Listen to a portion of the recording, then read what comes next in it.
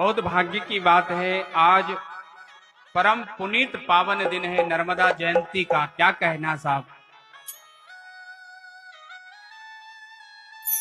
जब बहुत कृपा होती है तब जाकर ऐसा अवसर प्राप्त होता है। न जाने कौन सा पुण्य आज भगवान की कृपा से हमारा उदय हुआ है, जो हम इस तीर्थ क्षेत्र में बैठकर सुंदर नर्मदा पुराण की कथा का लाभ ले रहे हैं। कितने पुण्य की बात है, कितनी कृपा हुई।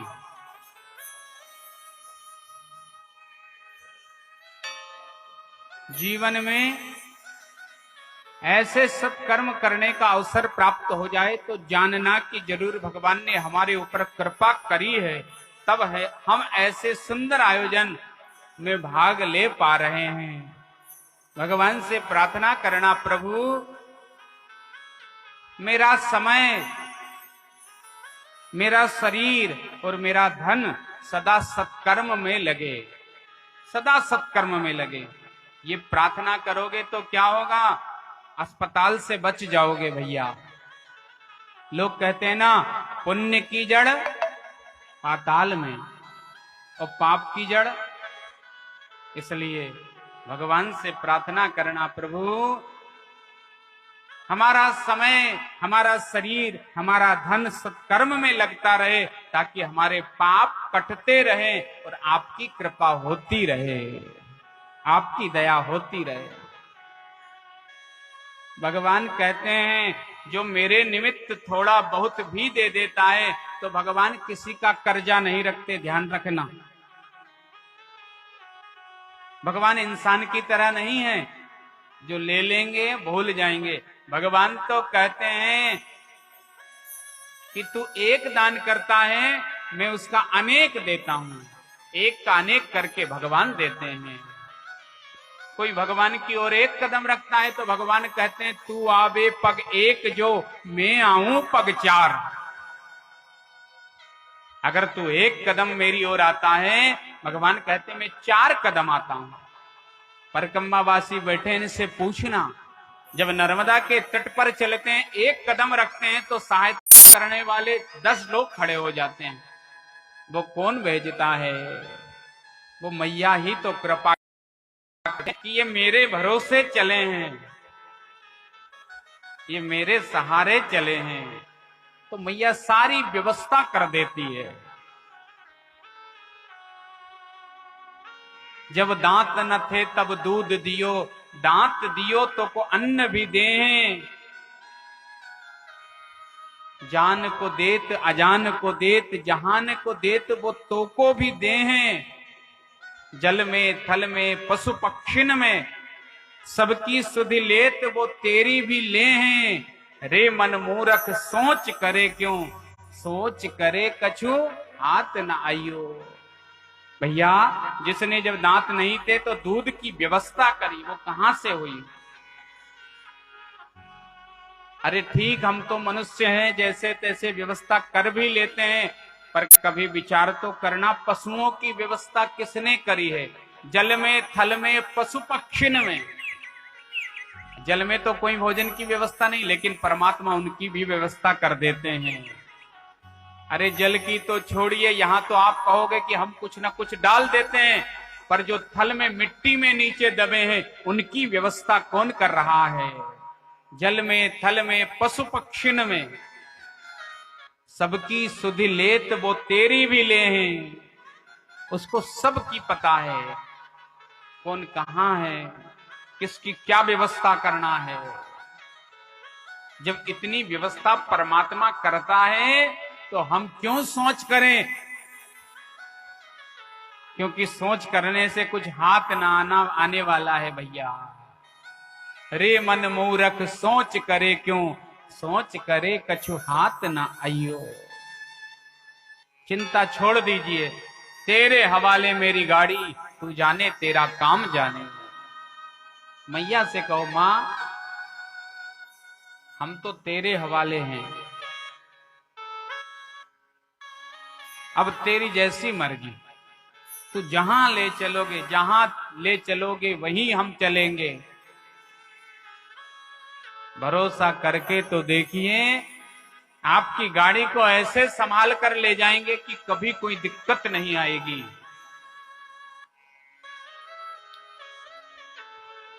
जो उनके सहारे हो जाता है। और आसरा छोड़ आसरा ले लियो कुंवर कन्हई को। नर्मदा से तो प्रार्थना करना चाहिए, मैया आसरा इस जहां का मिले ना मिले, मुझे तेरा सहारा सदा चाहिए। यहां खुशियां हैं कम और ज्यादा है गम, मुझको तेरा इशारा सदा चाहिए। आसरा इस जहां का मिले ना मिले, मुझे तेरा सहारा सदा चाहिए। अगर उसका सहारा मिल गया तो सबका सहारा मिल जाएगा। उसने हाथ पकड़ लिया तो भैया सब हाथ पकड़ लेंगे, और उसने अगर हाथ छोड़ दिया तो सब हाथ छोड़ देते हैं, सब हाथ जोड़ लेते हैं भैया।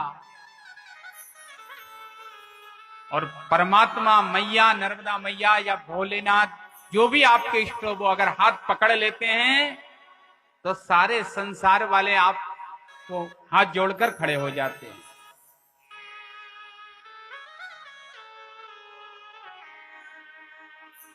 इसलिए हम कितने भाग्यशाली हैं, कितनी कृपा है हमारे ऊपर मैया की, जो आज इस पुनीत पावन दिन पर हम नर्मदा के दर्शन कर पा रहे हैं। विचार कीजिए, अगर कहीं रेगिस्तान में होते, मरुस्थल में होते, तो क्या ऐसे पावन पुनीत दिन में नर्मदा मैया के दर्शन कर पाते? क्या ऐसी चुंदरी चढ़ा पाते? क्या ऐसा पूजन कर पाते? क्या ऐसा आनंद ले पाते जो मैया की कृपा से हम ले रहे हैं? ये कितनी भाग्य की बात है साहब। लोगों को पीने का पानी तक नहीं मिलता, पर हमें इस बात की कोई चिंता नहीं। हम जानते हमारी मैया हमारे लिए सुलभ है, जब चाहे व्यवस्था हो जाएगी। कितनी कृपा करती है मैया।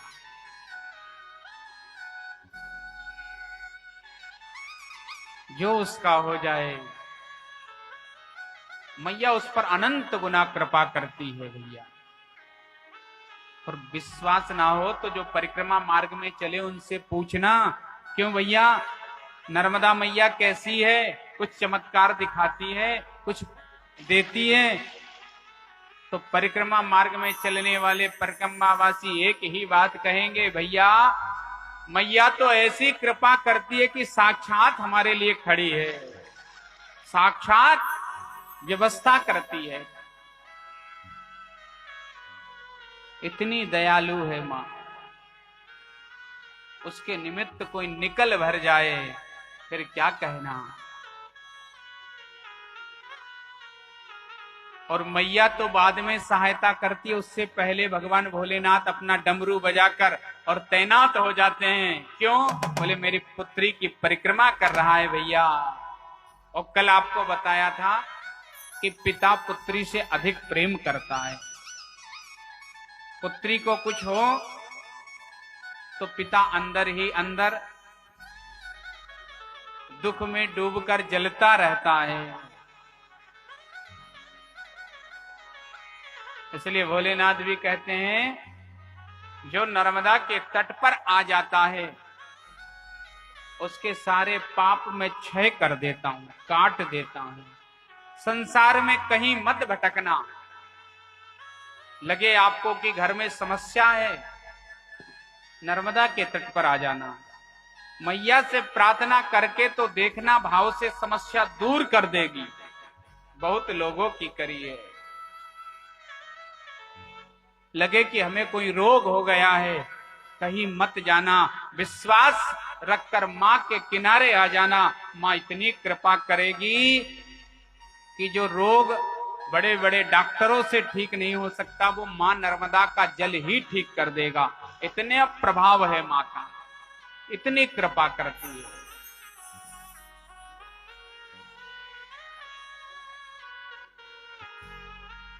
और इतनी कृपालु है मां कि क्या बताएं। आपको एकदम बिल्कुल सत्य घटना बताएं पिछले वर्ष की। हमारी नर्मदा पुराण की कथा थी, नर्मदा तट पर भिलाड़िया घाट पर। हमारे कमल पंडित जी, इसने ये भी सारे लोग थे। बिल्कुल ध्यान से सुनना, देखो मां कितना चमत्कार करती है। हमने जब सुना तो बहुत आश्चर्य हुआ कि ऐसा भी होता है, तो कितनी कृपा करती है मां। ये बिल्कुल सत्य घटना पिछले वर्ष एक परिक्रमावासी ने सुनाई, मैं आपको बिल्कुल सत्य उसके मुख से उसने सुनाई। जो 85 वर्ष का बुजुर्ग,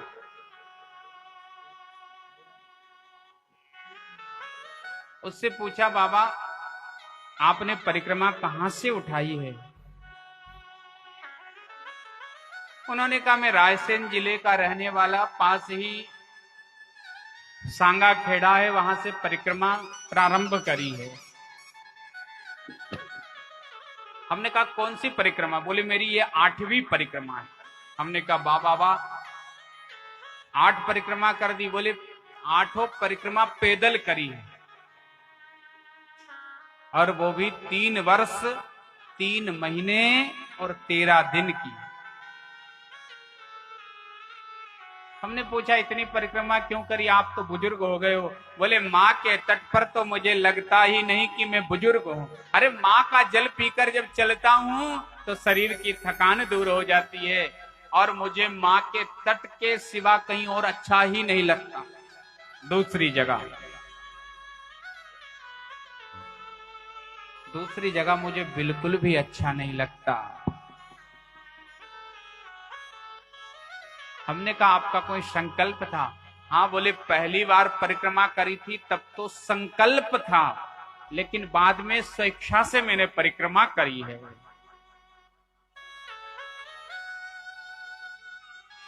क्या संकल्प था? तब उन्होंने सुनाया।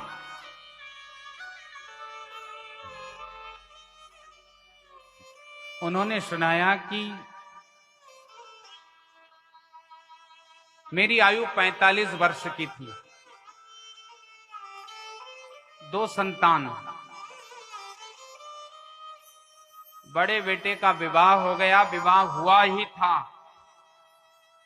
और विवाह से पहले मुझे गले में कुछ दर्द हो रहा था, धीरे धीरे दर्द बढ़ता गया। विवाह में लगे रहे, इसलिए डॉक्टर को नहीं दिखाया।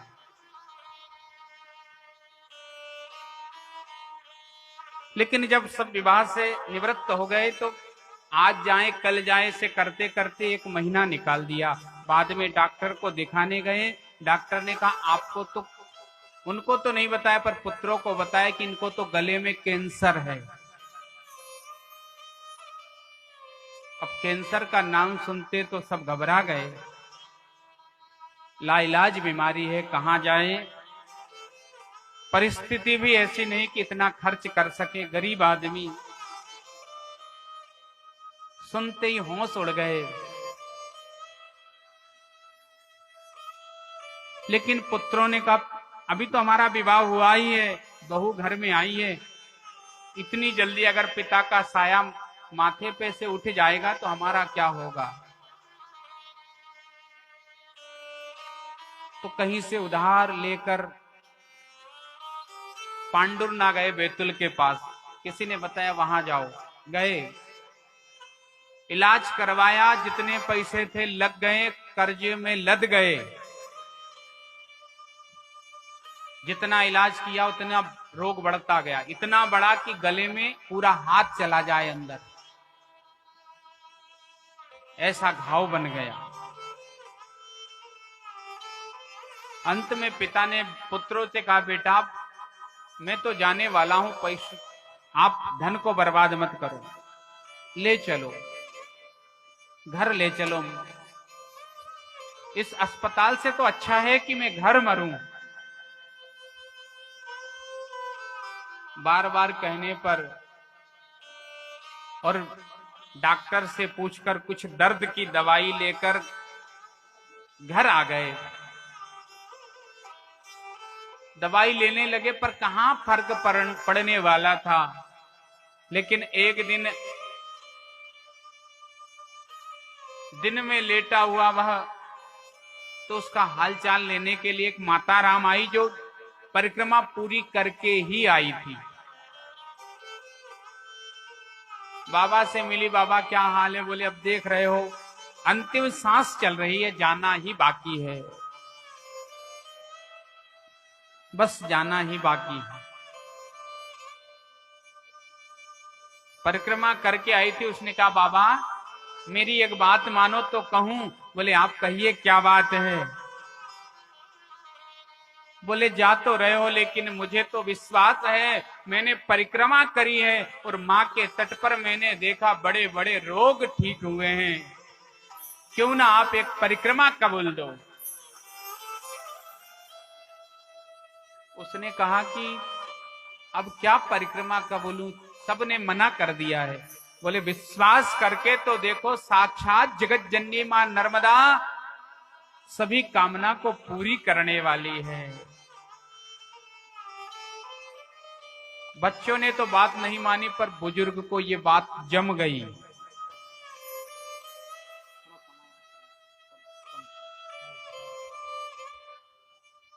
बच्चों को बात, बुजुर्ग को जम गई।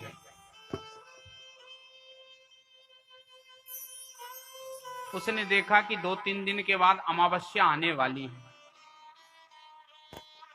उन्होंने सुनाया कि जिस मेरे से उठते तक नहीं बनता था, बिस्तर से उठ भी नहीं पाता था, लेकिन मां ने ऐसी शक्ति दी कि अमावस्या के दिन, क्योंकि पुत्रों को बताया नहीं, पुत्रों को बता दूंगा तो जाने नहीं देंगे, तो 4 बजे रात से जागा, उठते भी नहीं बनता था, पर मां ने कृपा करी तो 4 कदम चलता फिर बैठ जाता, 4 कदम चलता फिर बैठ जाता। नर्मदा बोले मेरे गांव से केवल 4 किलोमीटर थी, लेकिन सुबह का 4 बजे चला हुआ, शाम को 4 बजे पहुंचा, धीरे धीरे बैठते बैठते। और रास्ते में एक ही प्रार्थना करता गया कि मैया अगर तूने कृपा कर दी, अगर तेरी दया हो गई, तो मुझे विश्वास हो जाएगा कि तू साक्षात जगत जननी कृपा करने वाली है। पर मैं जानता हूं मैं बहुत कुछ मांग रहा हूं, पर कृपा करो मां। और जब नर्मदा के तट पर गया, नर्मदा के जल को देखो तो देखते ही आंख में से आंसू की धारा गिरने लगी, भाव जाग गया। मां के प्रति प्रेम इतना जागा, इतना विश्वास हुआ कि जान गया कि अगर मैया कृपा करेगी तो जरूर मैं ठीक हो जाऊंगा। जल ले लिया हाथ में, संकल्प ले लिया कि मैया अगर मेरा ये रोग ठीक हो गया, मरता क्या ना करता, सोचा एक परिक्रमा क्या, अगर मैं ठीक हो गया तो पैदल एक परिक्रमा नहीं, पैदल 5 परिक्रमा करूंगा तुम्हारी मैया।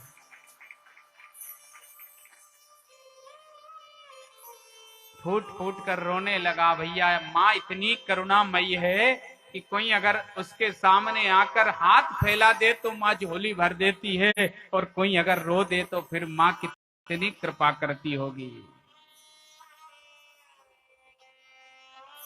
संकल्प लिया, संकल्प छोड़ दिया। तब तक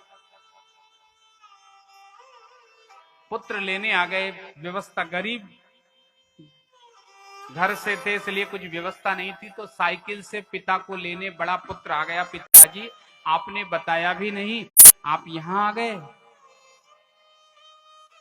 बोले बेटा मैंने तो परिक्रमा कबूल दी। बेटे ने कहा पिताजी ऐसा कुछ हो सकता है कि आप, पर कुछ ना बोला। ठीक है, पिताजी की जैसी आस्था है।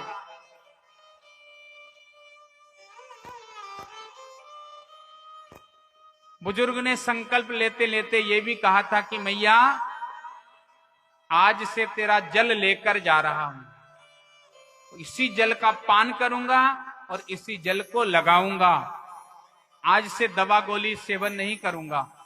आज से तेरा ही भरोसा है, अब तेरी इच्छा।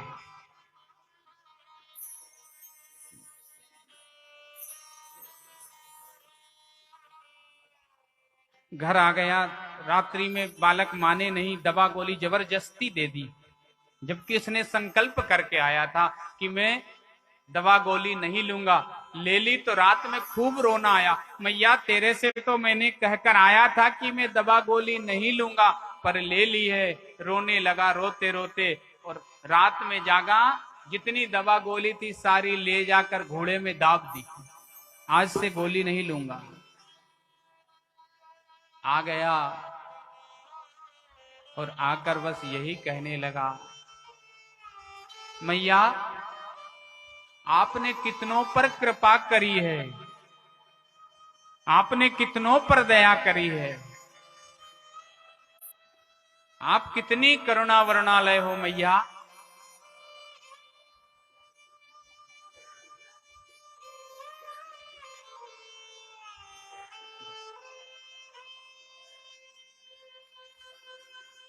मां मैंने तुम्हारी महिमा बहुत सुनी है, लोग जो भी परिक्रमा जाते हैं तुम्हारी महिमा गुणानुवाद गाते हैं। तो भाव भरे शब्द में रात्रि में कहने लगा, मैया चाहे अब कितना भी दर्द हो, सिर्फ तुम्हारा जल का पान करूंगा और तुम्हारे जल का ही सेवन करूंगा, इसके अलावा कुछ नहीं करूंगा, चाहे मेरे प्राण निकल जाए। और जब इतना उसे विश्वास हुआ, और विश्वास करते हुए मां से कहने लगा, मां जब तुमने बहुत सारे लोगों को तारा है, लाखों पापी तुमने तारे, लगी न पल की दे। कई लोगों को तारा है, लाखों पापी तुमने तारे, लगी न पल की देर, अब तो मैया मेरी बारी, कहां लगा दी देर। भैया हम भी मां से यही प्रार्थना करेंगे कि मैया हम भी आपके तट पर बैठे हुए हैं, कृपा तो करनी पड़ेगी।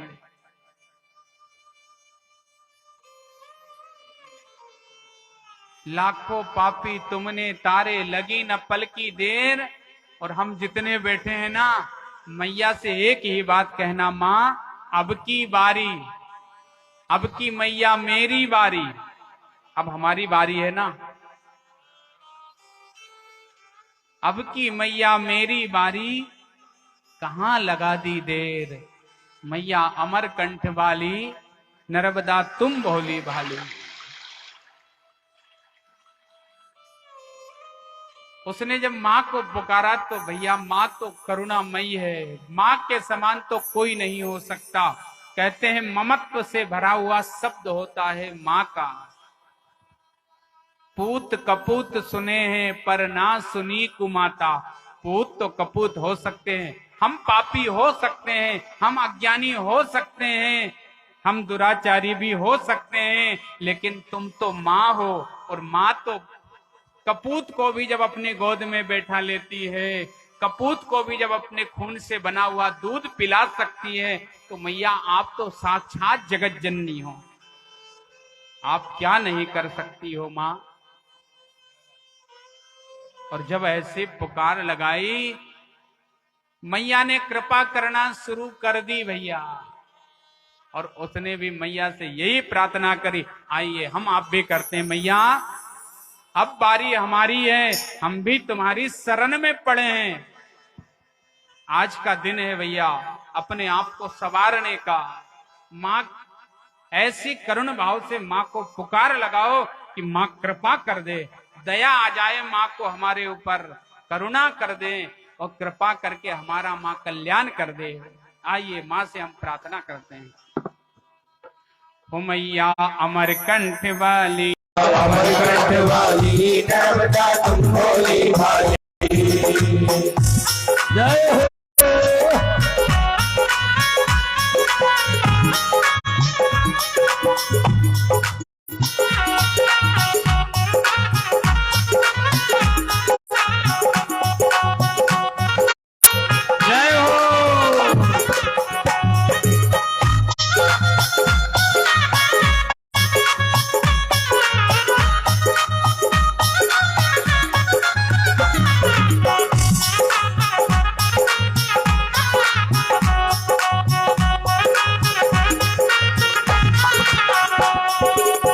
मगर पर किनी सवारी हाथ कमल का फूल, बुरे मगर पर की सवारी हाथ कमल का फूल, बुरे मगर पर किनी सवारी हाथ कमल का फूल, बुरे मगर पर की सवारी हाथ कमल का फूल। सबको देती रिद्धि सिद्धि, सबको देती रिद्धि सिद्धि, सबको देती रिद्धि सिद्धि, सबको देती रिद्धि सिद्धि, हमें गई क्यों भूल मैया, हमें कंठ वाली नर्मदा तुम भोली भाली, ओ मैया हमें कंठ वाली नर्मदा तुम भोली भाली। भाव से ताली बजाते हुए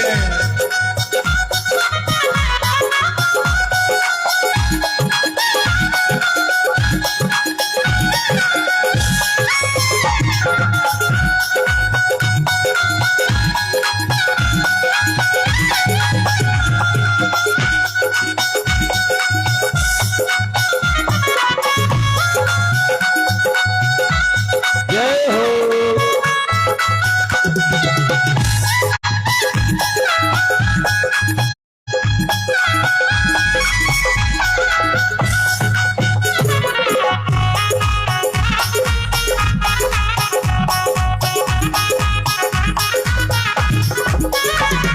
नहीं हमारा कुटुंब कबीला नहीं मातुरता, नहीं हमारा कुटुंब कबीला नहीं मातुरता, नहीं हमारा कुटुंब कबीला नहीं मातुरता, नहीं हमारा कुटुंब कबीला नहीं मातुरता। हम तो आए शरण तिहारे, तो आए शरण तिहारी, हम तो आए शरण तिहारे, हम तो आए शरण तिहारी, शरण पड़े की लाज हमें कंठ वाली नर्मदा तुम भोली भाली, ओ मैया हमें कंठ वाली नर्मदा तुम भोली भाली। जय हो।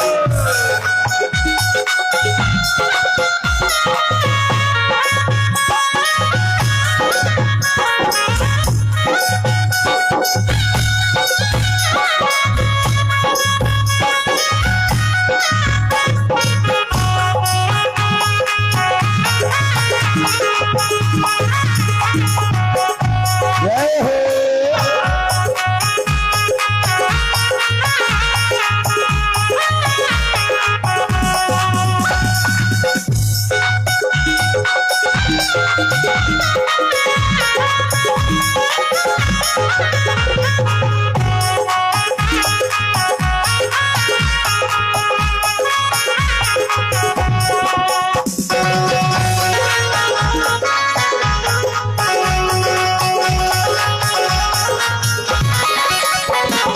निर्धनियों को धन देती हो अज्ञानी को ज्ञान, निर्धनियों को धन देती हो अज्ञानी को ज्ञान, निर्धनियों को धन देती हो अज्ञानी को ज्ञान, निर्धनियों को धन देती हो अज्ञानी को ज्ञान, अभिमानी का मान घटाती, अभिमानी का मान घटाती, अभिमानी का मान घटाती, अभिमानी का मान घटाती, मोती नाम निशान मैया, हमारे कंठ वाली नर्मदा तुम भोली भाली, मैया हमारे कंठ वाली नर्मदा तुम भोली भाली।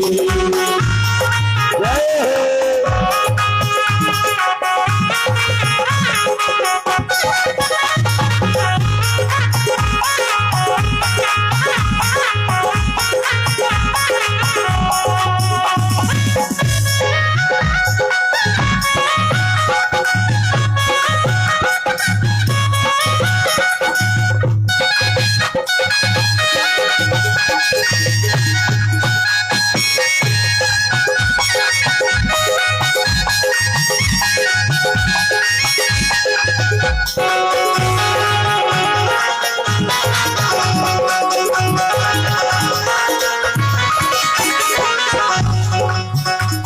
लाखों पापी तुमने तारे नदी न पल की दे, लाखों पापी तुमने तारे लगी नमल की दे, लाखों पापी तुमने तारे नदी न पल की दे, लाखों पापी तुमने तारे लगी नमल की दे।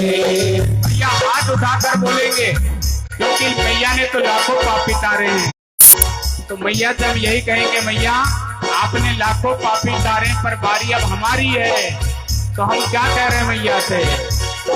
लाखों पापी तुमने तारे लगी न पल की देर, लाखों पापी तुमने तारे लगी न पल की देर। अब तो मैया मेरी बारी, अब तो मैया मेरी बारी, अब तो मैया मेरी बारी, अब तो मैया मेरी बारी। कहाँ लगा दी देर, कंठ वाली नर्मदा तुम भोली भाली, मैया कंठ वाली नर्मदा तुम भोली भाली, मैया अमरकंठ वाली नर्मदा तुम भोली भाली, मैया कंठ वाली नर्मदा तुम भोली भाली, मैया अमरकंठ वाली नर्मदा तुम भोली भाली, मैया कंठ वाली नर्मदा तुम भोली भाली, मैया अमरकंठ वाली नर्मदा तुम भोली भाली। हरे हरे नर्मदे। और मैया ने ऐसी कृपा करी कि जो खाना पीना छोड़ चुका था धीरे धीरे घाव भरना ठीक हो गया, और जो कुछ ना खाता था वो एक दिन धीरे धीरे 1 चम्मच दूध पीने लगा, और धीरे धीरे ये समय आ गया कि एक दिन तो उसने अपनी बहू से कहा, बोले मेरे लिए दलिया बनाओ। दलिया बनाया, सुंदर उसे छाना, छान कर पूरा दलिया पी गया। पहले क्या होता था, पहले पीता था तो गले से सारा निकल जाता था, इतना छिद्र हो चुका था। लेकिन ऐसी कृपा करी मैया ने कि 6 महीने में पूरा ठीक, और जैसे तैसे मां से प्रार्थना करके परिक्रमा प्रारंभ करी। कुछ कदम ही चला कि घाव पूरा ठीक हो गया, और उसने कहा ऐसे करते करते, ऐसे करते करते बोले ये मेरी 8वीं परिक्रमा है। 45 साल में रोग हुआ था, लेकिन आज मेरी आयु 85 साल की है। जो पत्नी ठीक थी वो चली गई, पुत्र भी बूढ़ा जैसा ही हो गया, और माँ की कृपा देखो, मैं रोगी था लेकिन कृपा करी मैया ने तो रोग दूर हो गया, मैं निरोग हो गया। ये कृपा करी माँ ने, इसलिए हम बहुत भाग्यशाली हैं। एक बार कोई नर्मदा के तट पर आकर कुछ मांग कर तो देखे, माँ कितनी कृपा करती है। नर्मदा के तट पर थोड़ा पुण्य किया हुआ बहुत फल प्रदान करता है, इसलिए जरूर हम भाग्यशाली हैं। और जिन्होंने 7 दिन तक कथा सुनी उनका तो क्या कहना भैया, उनकी 7 परिक्रमा आज पूरी होने जा रही है। कितनी बड़ी बात है, 7 परिक्रमा, और 7 नहीं, नर्मदा के तट पर तो अनंत गुना फल मिलता है। इसलिए आप तो धन्य हो गए, क्या बात है। कल हमने अमरकंठ में विश्राम किया था, आज अमरकंठ से ओंकारेश्वर आना है। 100 की स्पीड में चलना पड़ेगा, 120 की, लेकिन आप आ भर गए। कथा के माध्यम से इन तीर्थों का केवल नाम ही सुन लोगे तो परिक्रमा पूरी हो जाएगी। नर्मदा पुराण में आया है कि कोई किसी घाट का दर्शन करना चाहे या स्नान करना चाहे तो उसका 3 बार नाम ले ले तो उसमें स्नान का दान करने का फल प्राप्त हो जाता है। ये पुराण की महिमा देखो, इसलिए तो कथा का विशेष फल बताया है। जितना फल उस घाट पर जाकर स्नान करने से प्राप्त नहीं होता, उससे ज्यादा फल उस घाट की कथा सुनने से मिलता है।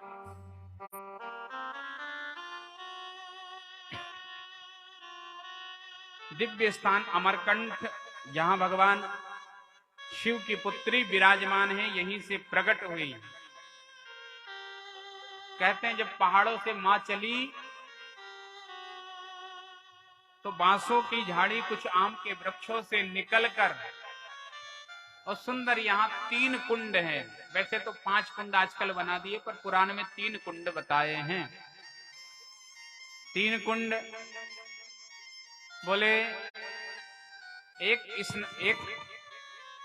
जल आदि प्रक्षालन करने के लिए, पैर आदि के लिए, हाथ पैर धोने के लिए, दूसरा स्नान के लिए और तीसरा पूजन के लिए। ऐसे 3 कुंडों की महिमा है।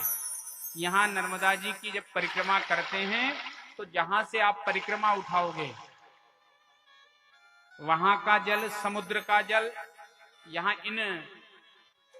उन कुंडों में छोड़ा जाता है, उन बावड़ी में छोड़ा जाता है और वहां से थोड़ा सा जल लिया जाता है। उद्गम स्थान है माँ का, इसलिए यहाँ पूजन भी की जाती है। माँ को चुंदरी चढ़ाई जाती है, भोग लगाया जाता है, प्रसाद चढ़ाया जाता है, कन्या भोजन भी करवाया जाता है। और यहां से सब पूजन करने के बाद जब परिक्रमावासी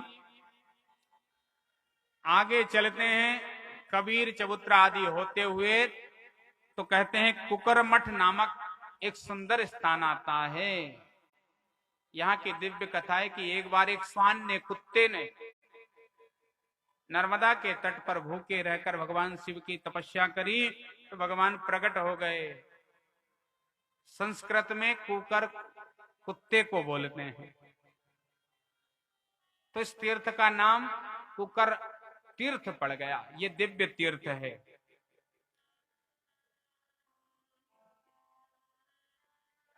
पुराने में इसकी एक कथा और आती है कि एक बार एक गरीब किसान ने कुछ धन लेने के लिए सेठ के पास गया। सेठ से कुछ धन मांगा तो सेठ ने कहा, भैया धन के बदले में कुछ गिरवी रखना पड़ेगा, कुछ देना पड़ेगा, तब धन दूंगा। तो उसका स्वामी सेवक, ये श्वान कुत्ता था, कुत्ते को ही सेठ के पास रख दिया और किसान धन लेकर घर आ गया। सेठ ने कुत्ते को रख लिया अपने पास। एक दिन क्या हुआ कि सेठ कहीं बाहर गया तो कुछ चोर आए। चोरों ने सेठ का धन पूरा चुरा लिया। कुत्ता देख रहा था, उनके पीछे गया। उन चोरों ने जहां धन गाड़ा था वह श्वान कुत्ता देखकर आ गया। सेठ जब घर आया तो घर आकर देखा धन नहीं मिला तो बड़ा क्रोध करने लगा। तब उस श्वान ने, कुत्ते ने सेठ जी को और अपने मुख से उनकी धोती पकड़कर वहीं ले गया जहां धन चोरों ने गाड़ा था। सेठ जी ने वो जगह खोदी तो वहां से सेठ जी का पूरा धन निकल आया। तो सेठ जी बड़े प्रसन्न हुए और सेठ जी ने जो उसे गिरवी रख रखा था मुक्त कर दिया। भैया तूने मेरा बहुत फायदा किया, और उसके मालिक के पास पहुंचा दिया। वह श्वान, वह कुत्ता जब किसान के पास आया तो सेठ ने क्या किया था कि कुत्ते के गले में एक चिट्ठी लिख दी थी कि तुम्हारा पूरा कर्जा माफ। तो कुत्ता घर आ गया। किसान खेत में गया हुआ था, खेत से जैसे ही घर आया उस कुत्ते को देखा तो किसान ने सोचा ये सेठ को छोड़कर आ गया।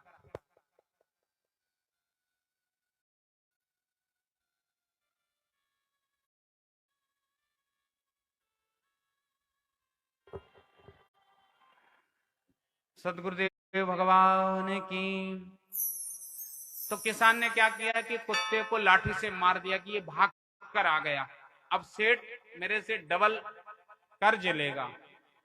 लाठी से कुत्ते को तो मार दिया। मारने के बाद उसके गले की जो चिट्ठी देखी, लिखा हुआ देखा तो उसमें लिखा था सेठ ने, तुम्हारे श्वान ने, तुम्हारे कुत्ते ने चोरी किया हुआ धन मेरा पकड़ा दिया, मुझे मिल गया, इसलिए मैं तुम्हें कर्ज से मुक्त करता हूं।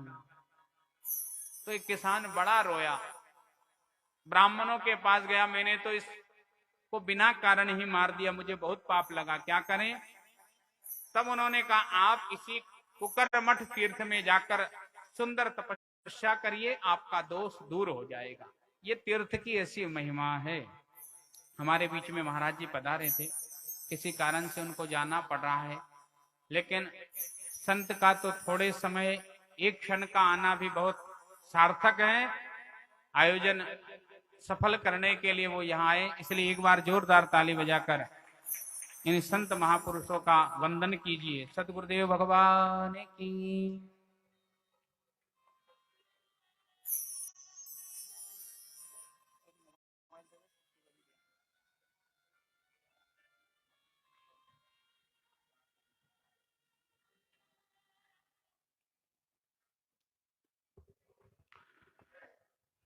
सद्गुरुदेव भगवान की। इससे आगे जब परिक्रमा मार्ग से जब परिक्रमावासी चलते हैं तो सुंदर रामनगर आता है, मधुपुरी। और इससे आगे चलने के बाद धीरे धीरे सिरसिरी घाट आता है। ये भी दिव्य घाट है। यही दूधी नदी मिली है यहीं पर, इसलिए ये भी दिव्य स्थान है। यहाँ जो स्नान कर लेता है तो कहते हैं उसे भगवान हनुमान जी के जैसे बल आ जाता है। इस तीर्थ का ऐसा महत्व है। इससे आगे चलने के बाद सांडिया तीर्थ आता है। ये भी दिव्य तीर्थ है भैया, क्या कहना इस तीर्थ का। और जब धीरे धीरे परिक्रमावासी आगे बढ़ते हैं तो सुंदर बानर भालू तीर्थ आता है। ये दिव्य तीर्थ है, इसकी भी बड़ी महिमा है। ये नर्मदापुरम होशंगाबाद जिले में ही है। कहते हैं एक बार एक राजा तपस्या करने गए तो तपस्या में उनका मन ना लगे, तो जहां वो तपस्या कर रहे थे वहां नारद जी भी तपस्या कर रहे थे। नारद जी ने श्राप दे दिया, तुम बंदर की तरह उछल कूद कर रहे हो, जाओ तुम बानर ही बन जाओ। बानर बन गए। राजा ने नारद जी से प्रार्थना करी। नारद जी ने कहा जाओ नर्मदा किनारे, जहां तवा नदी नर्मदा में मिली है, विलीन हुई है, वहां जाकर तप करो। इस राजा ने तप किया तो भगवान शिव प्रसन्न हुए, बानर योनि से मुक्त किया। लेकिन इस तीर्थ का नाम इसलिए कहते हैं, जब बानर बन के राजा ने तपस्या करी थी तो बहुत सारे भालू भी वहां आते थे, इसलिए इस दिव्य तीर्थ का नाम बानर भालू तीर्थ, जिसको आजकल बांद्रा भान कहते हैं, ये दिव्य तीर्थ है। यहाँ स्नान करने के बाद क्या कहना भैया, बहुत पुण्य प्राप्त होता है। बोलो सतगुरुदेव भगवान की। और भैया बहुत बहुत स्वागत है इसी क्षेत्र के और बड़े कर्मठी निष्ठ विद्वान ब्राह्मण जो कथा करते हैं, स्वयं आप सब जानते हो इन्हें। स्वागत है, लेकिन देर ना करें क्योंकि समय भी हो रहा है। हमारी समिति अभी 2 समय बता देगी, घड़ी 2 बज गई पंडित जी, तो ओंकारेश्वर भी पहुंचना है। विराजी आपका स्वागत है। और कहते हैं इससे, और जब परिक्रमावासी चलते हैं तो सुंदर कोकसर आता है। यहाँ दादाजी की समाधि भी है, ये दिव्य स्थान है। इससे नीचे चलने के बाद में बाबरी तीर्थ, यहाँ के एक राजा थे,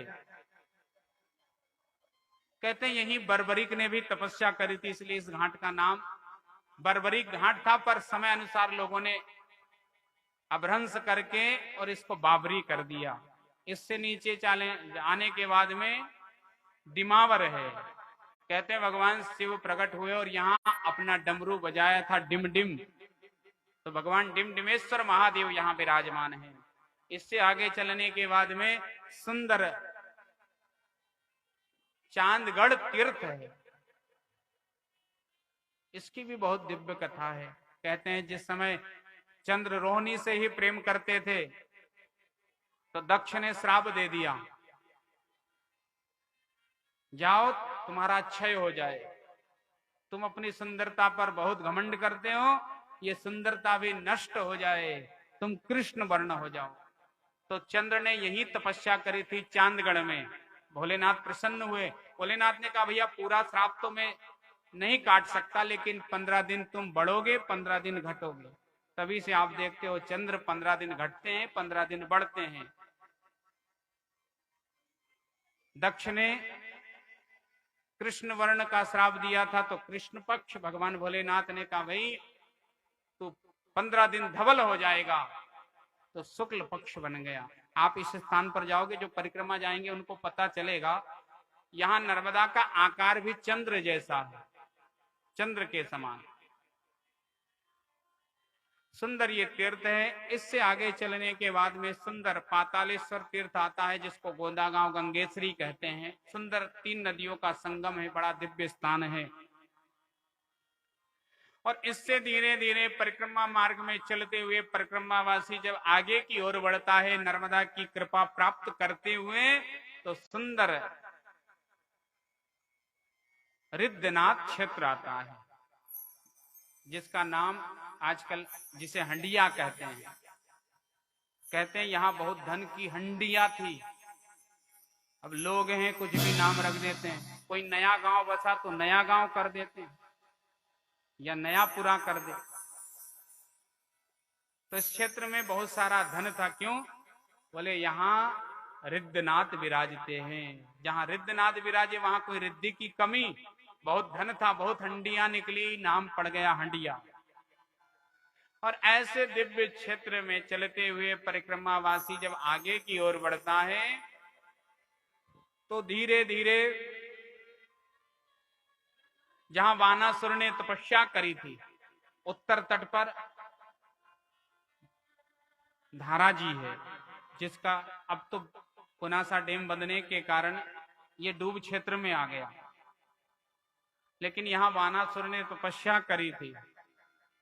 और कहते हैं कि वानासुर के कुल के आज तक के जितने भी लोग थे, वहां एक बावड़ी थी जिसमें पत्थर कट कट के शिवलिंग बन जाते थे। तो उसके कुल के लोग अगर उस कुएं में कूद जाते थे तो सुंदर शिवलिंग लेकर आ जाते थे, और दूसरा कोई कूद जाए तो जिंदा नहीं आता था।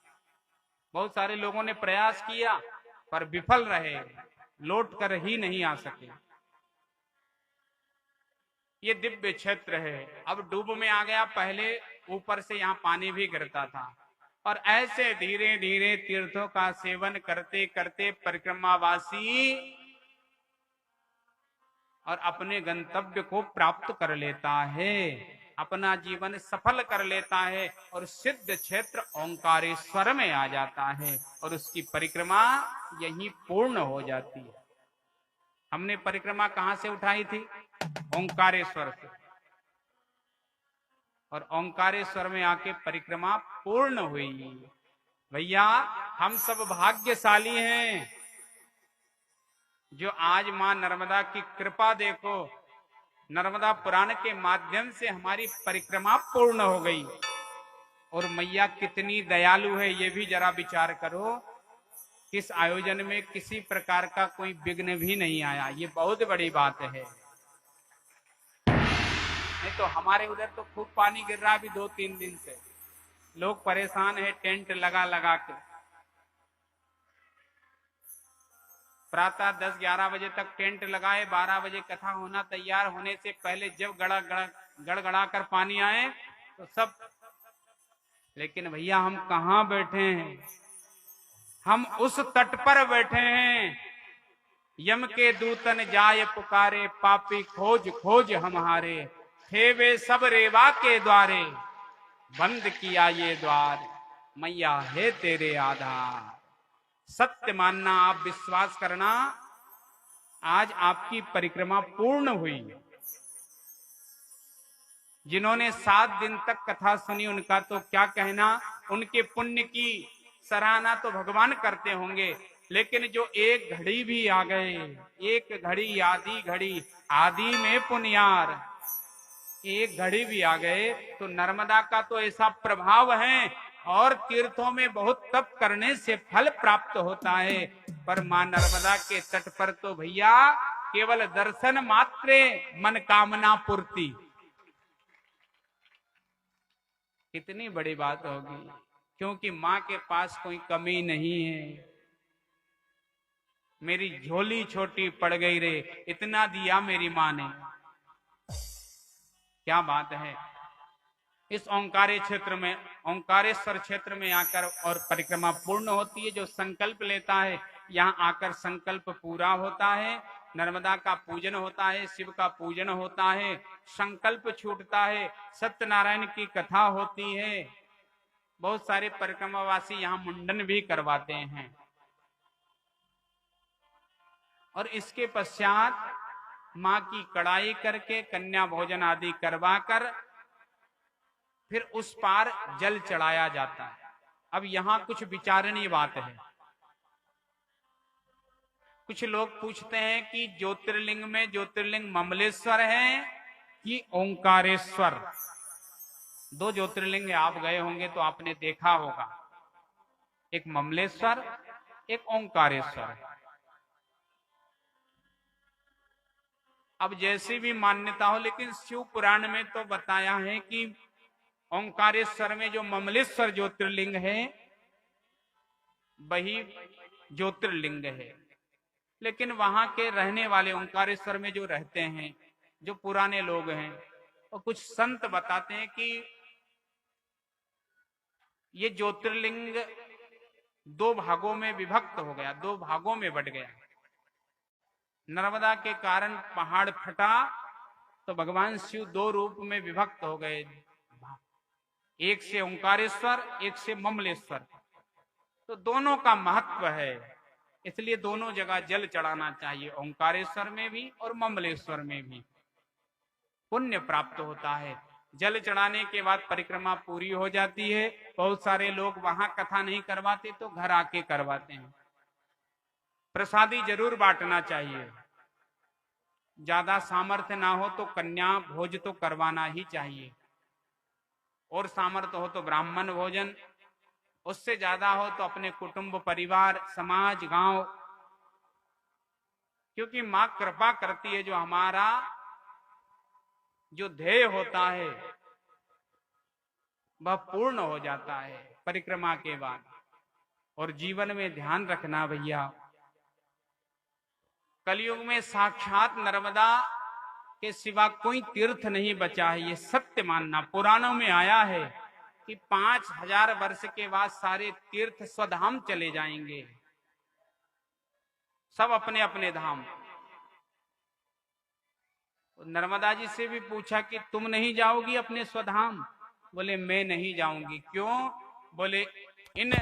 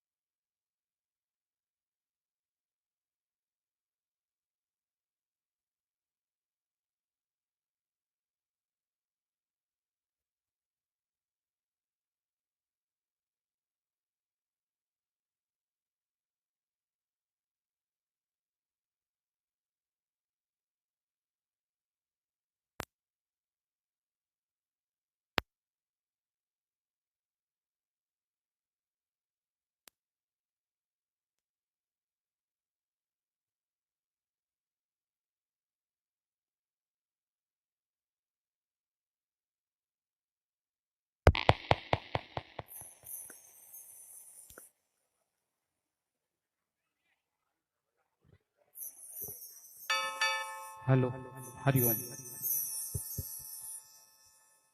नर्मदा मैया की।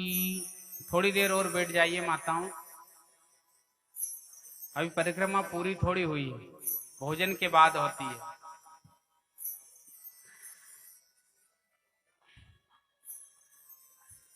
और माँ की कृपा से दिव्य ये हमारी परिक्रमा पूर्ण हुई। बहुत सारे लोग ओंकारेश्वर में कथा करवा देते हैं, बहुत सारे घर आकर। कुछ लोग पूछते हैं कि नर्मदा परिक्रमा करने के बाद में माँ के निमित्त जो प्रसादी बांटी जाती है वो क्या नर्मदा के तट पर ही बांटना चाहिए कि अपने घर भी भंडारा कर सकते हैं? तो भैया ऐसा इसमें कुछ भी नहीं है। नर्मदा तट पर इसलिए किया जाता है कि यहाँ अनंत गुना फल बढ़ जाता है।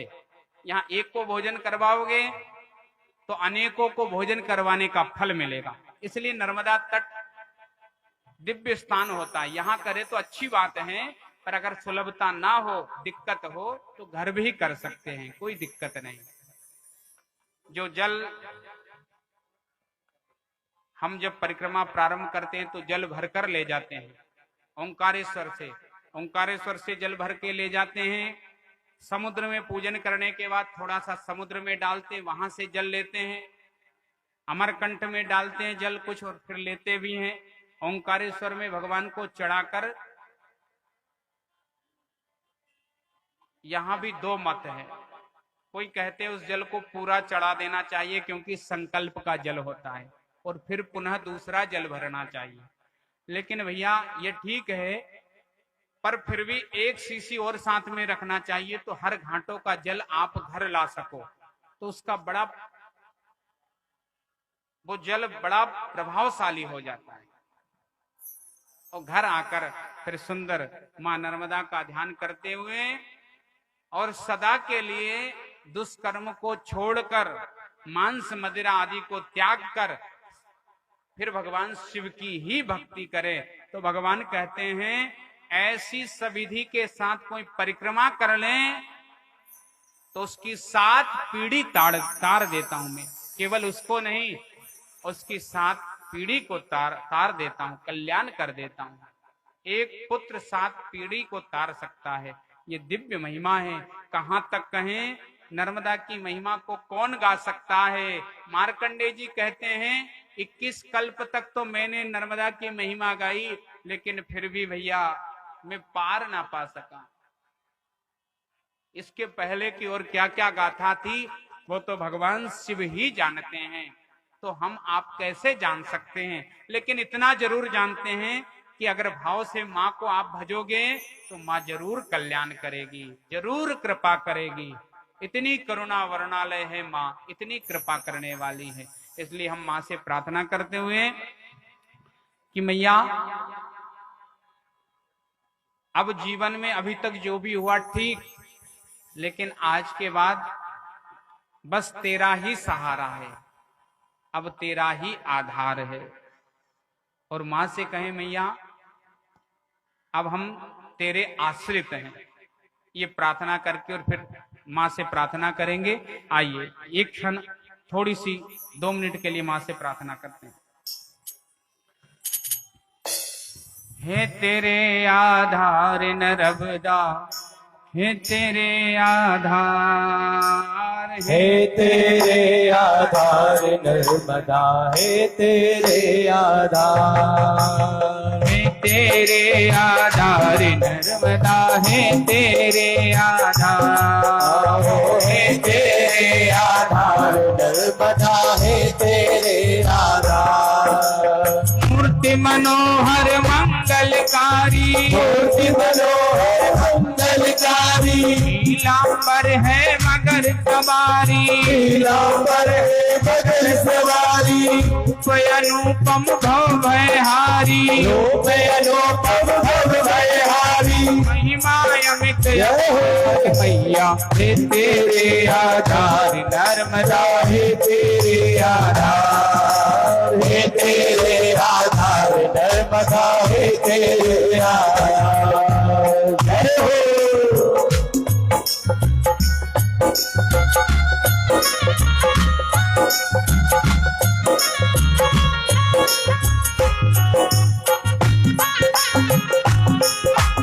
आओ से ताली बजाते हुए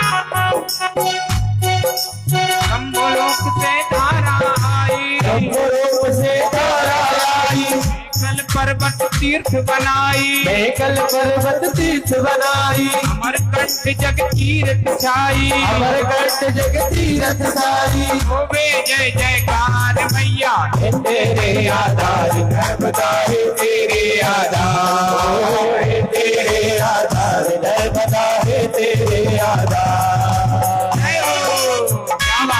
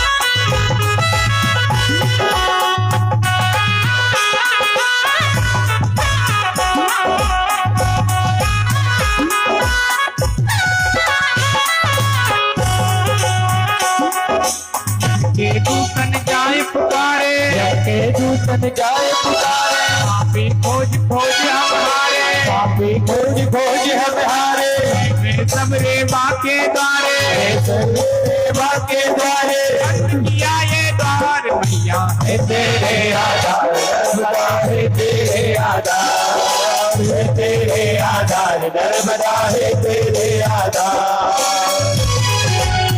जय हो।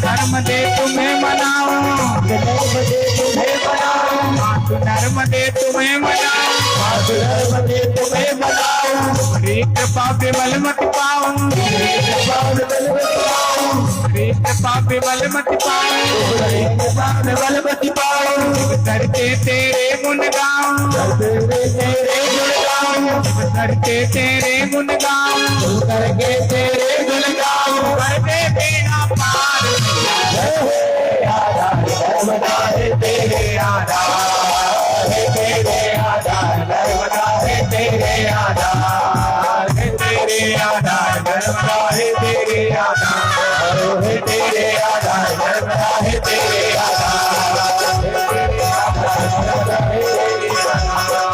है तेरे आधार, नर्मदा है तेरे आधार। भैया सब घर जाके सत्यनारायण की कथा करवा लेना, परिक्रमा पूर्ण होगी की जय। और पंडित जी आपके क्षेत्र के बैठे ही हैं। सत्यनारायण का पाठ भी होता है, हमारे पंडित जी ने मौन कर दिया क्योंकि कथा इतनी रह गई थी कि सत्यनारायण की। इसी नर्मदा पुराण में ये स्कंद पुराण का रेवा खंड है, जो भक्तों की भावना के कारण मार्कंडेय जी का ये दिव्य कथन जो पुराण के समान ही फल देता है। और महापुरुषों ने इसका नाम पुराण दे दिया, सुंदर दिव्य नर्मदा पुराण की आपने कथा सुनी भैया, धन्य हो गए हम। अब भगवान से प्रार्थना करते हुए, मां नर्मदा से प्रार्थना करते हुए और सारे संत महापुरुषों से प्रार्थना करते हुए और सदगुरुदेव भगवान श्री 1008 श्री ब्रह्मलीन बालमुकुंद दास जी महाराज से प्रार्थना करते हुए इस दिव्य कथा को मां नर्मदा से प्रार्थना करते हुए मां नर्मदा की गोद में ही समर्पण करते हैं। बोलिए नर्मदा मैया की जय। ओम पूर्णमदः पूर्णमिदं पूर्णात् पूर्णमुदच्यते पूर्णस्य पूर्णमादाय पूर्णमेवावशिष्यते। ओम शांति शांति शांति। एक बार हाथ दोनों उठाकर सब कहेंगे हरे नमः, हरे नमः, हरे नमः, हरे नमः, हरे नमः, हरे नमः। नर्मदे यानी कानी जपा पानी जन्मान्तरगतानि च तानि सर्वाणि नश्यन्तु प्रदक्षिणायां पदे पदे। एक एक पग की हमारी प्रदक्षिणा हो गई माँ की कृपा से। पूरी पैदल 3 वर्ष 3 महीने 13 दिन की आज परिक्रमा पूर्ण हुई। मानो तो पत्थर से भगवान प्रकट होते हैं, ना मानो तो न मानने वाले के लिए तो अमृत भी जहर बन जाता है। इसलिए भाव का भैया यहाँ पर नियम है, जिस जाकी रही भावना जैसी, प्रभु मूरत देखी तिन तैसी। भाव विद्यते देवा, भाव में भगवान विद्यमान है। इसलिए आज हमारी ये परिक्रमा पूर्ण हुई। अब मां से प्रार्थना करते हुए और हम मां नर्मदा से यही कहेंगे कि मैया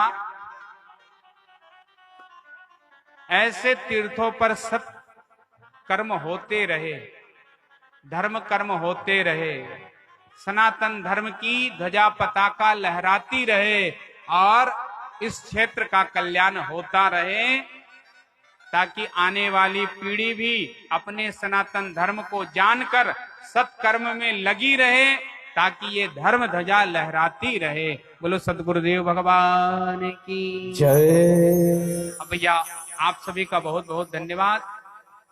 और भगवान से हम यही प्रार्थना करेंगे कि जितने भी श्रोता यहाँ कथा सुनने आए, सबका मां नर्मदा कृपा करके कल्याण करे और इनकी कामना पूरी करे।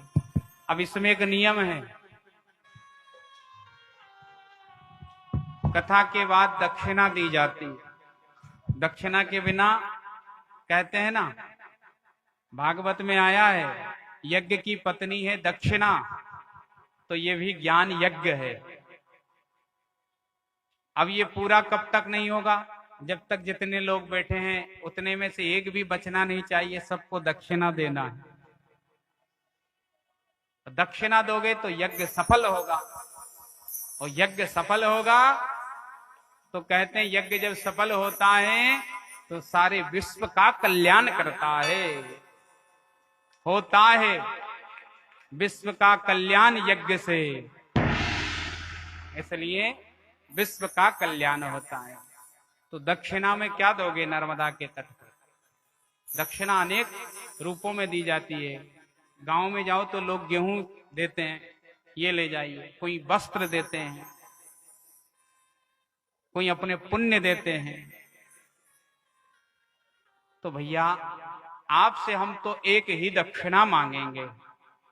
दक्षिणा देना तो जरूर है, हर एक यहाँ जितने भी श्रोता बैठे उनको दक्षिणा तो देना ही पड़ती। पुराण में आए हैं, एक संत कहते थे कि व्यास जी को भी उतरने के बाद दक्षिणा चढ़ाना चाहिए तो पूरा यज्ञ सफल होता है। तो दक्षिणा तो सबको देना चाहिए, पर क्या देंगे?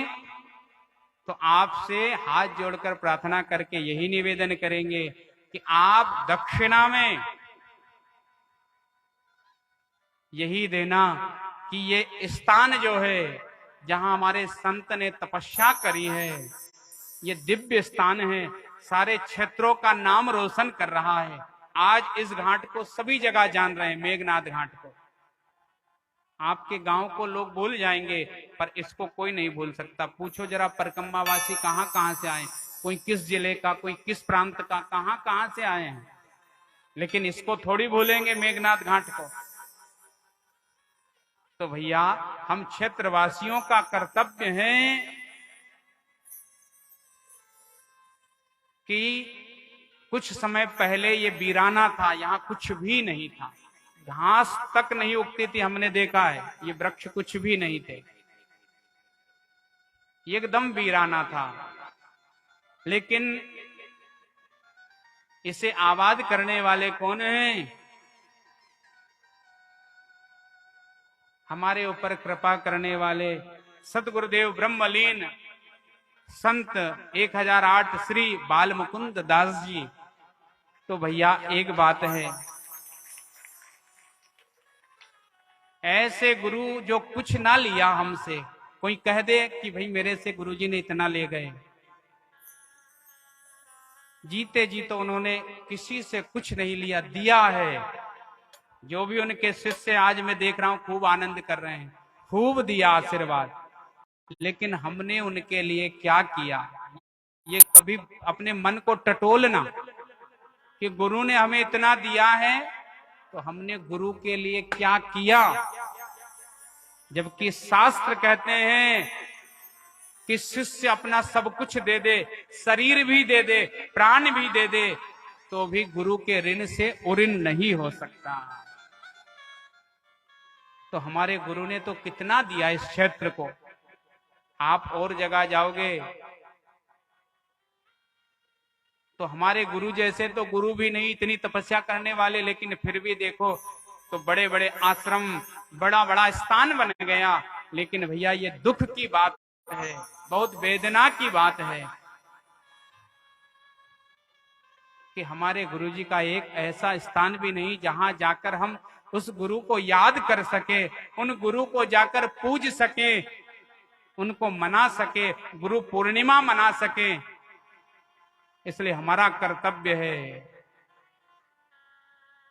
कि उन्होंने यहां तपस्या करके इसको चमन किया है। अब हमारा कर्तव्य बनता है, दायित्व बनता है कि हम उनका ऐसा एक विशाल दिव्य स्थान बनाएं कि पूरे देश में जिसका नाम हो कि कोई आश्रम है बाल मुकुंद दास जी का, तो वो मेघनाथ घाट में है। इसलिए सब दक्षिणा के रूप में यही देना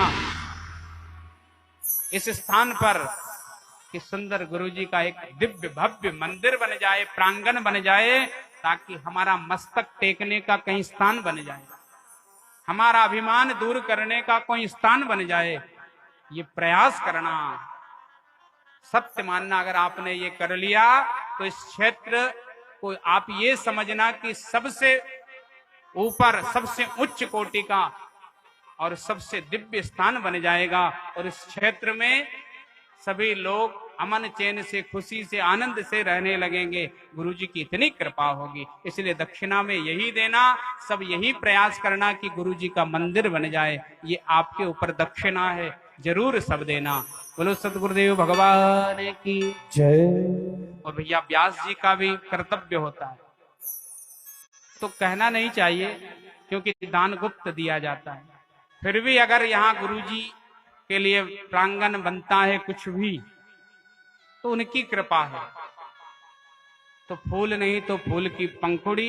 इसलिए जब भी यहां बनेगा तो यहाँ की जो भी समिति हो या आयोजनकर्ता जो भी होंगे, हम अपनी तरफ से 11,000 रुपए आज आपके सामने घोषणा करते हैं भैया, जरूर देंगे। क्योंकि ऐसे स्थानों पर दान करने से बहुत पुण्य प्राप्त होता है। इसलिए आपका भी दायित्व बनता है। यहां दिया हुआ कम नहीं होगा, बहुत मिलेगा, बहुत प्राप्त होगा। ऐसा दिव्य स्थान बनना चाहिए कि सारा देश याद करे। और उनकी तपस्या का हमारे ऊपर कर्ज है, उनकी गुरु दक्षिणा भी देना है। उन्होंने जो किया है उसके लिए भी हमें कुछ करना है। इसलिए आपसे यही प्रार्थना, इसी प्रार्थना के साथ आप सभी का धन्यवाद। सब ऐसे ही आयोजन करते रहो। हमारे जजमान प्रतिदिन बहुत सेवा करते हैं, प्रातः आते हैं और 7 दिनों तक खूब सेवा करके और सुंदर ये दिव्य महापुराण का आनंद लिया। और यहाँ जितने भी सेवा करने वाले, क्या कहना, सभी का, सबने खूब सेवा करी। परिक्रमा वासियों से पूछो कितना आनंद। आपको ऐसा कहीं स्थान मिला क्या? ऐसा स्थान कहीं नहीं है। इसलिए इसको और प्रयास करके हम दिव्य स्थान बनाएं। ये हमारा प्रयास हो, ये हमारा ध्येय हो, ताकि इस क्षेत्र के बहाने से हमारा भी कल्याण होता रहे। भैया इसी के साथ आपसे प्रार्थना करते हुए कुछ नियम है कि श्रोता वक्ता यहाँ प्रार्थना करते हैं, अपराध सहस्त्राणि क्रियन्ते हृदय सम्मया दासोयमिति मामत्वा क्षमस्वा परमेश्वरा। तो आप सबका तो क्या कहना, आपने तो नर्मदा पुराण सुनी, इसलिए आपका तो कोई अपराध नहीं, लेकिन फिर भी मेरे से अपराध हो गया हो, किसी प्रकार का हो जाता है। और मैं तो इस क्षेत्र में आता हूं तो मैं अपने आप को कोई कथावाचक या कोई व्यास ऐसा मानता ही नहीं हूं। जहां बैठाते हो वहां बैठ जाते हैं, जो खिलाते हो वो खा लेते हैं। हमारे महेश भैया तो कहते हैं कि जरा थोड़े आप अंदर रहा करो, व्यास जी हो। मैंने कहा इस क्षेत्र के लिए तो मैं बालक ही हूं, क्योंकि बचपने से आ रहा हूं, इसलिए मैं अपने आप को यही मानता हूं। जैसे माताओं के लिए मायका हमेशा मायका होता है ना। माता चाहे बूढ़ी हो जाए पर मायके में जाके वो बचपना याद करती है। ऐसे ही हम तो इस क्षेत्र को मायका ही मानते हैं। यहाँ आकर अपना बचपना याद आ जाता है, यहाँ आकर वही बचपना, वही खेलना, इसलिए ये दिव्य क्षेत्र है। इसलिए इस क्षेत्र के लिए हम तो हमेशा यहाँ से जब भी किसी का फोन जाता है तो उसके लिए यही प्रयास करते हैं कि इसका कल्याण हो, उसके लिए कामना करते हैं, प्रयास करते हैं, पूजन भी करते हैं। तो सोचते हैं कि जो कोई हमसे आस रखे उसकी आस पूरी हो, ताकि उसका भगवान पर विश्वास बढ़े। ये भावना रहती है और प्रार्थना भी करते रहते हैं, भगवान जो कुछ थोड़ा बहुत भी विश्वास करके, आस करके कुछ याचना करे तो उसकी याचना पूरी हो। और नर्मदा मैया सुनती है, कृपा करती है और उनकी याचना, आस को पूरी भी करती है। अब भैया विलंब ना करते हुए, प्रार्थना करते हुए सबका बहुत बहुत धन्यवाद। नाम तो ले तो कहाँ तक ले, लेकिन सबने बहुत सेवा करी, सबको बहुत आशीर्वाद। नर्मदा मैया खूब कृपा करे। नर्मदा मैया की जय।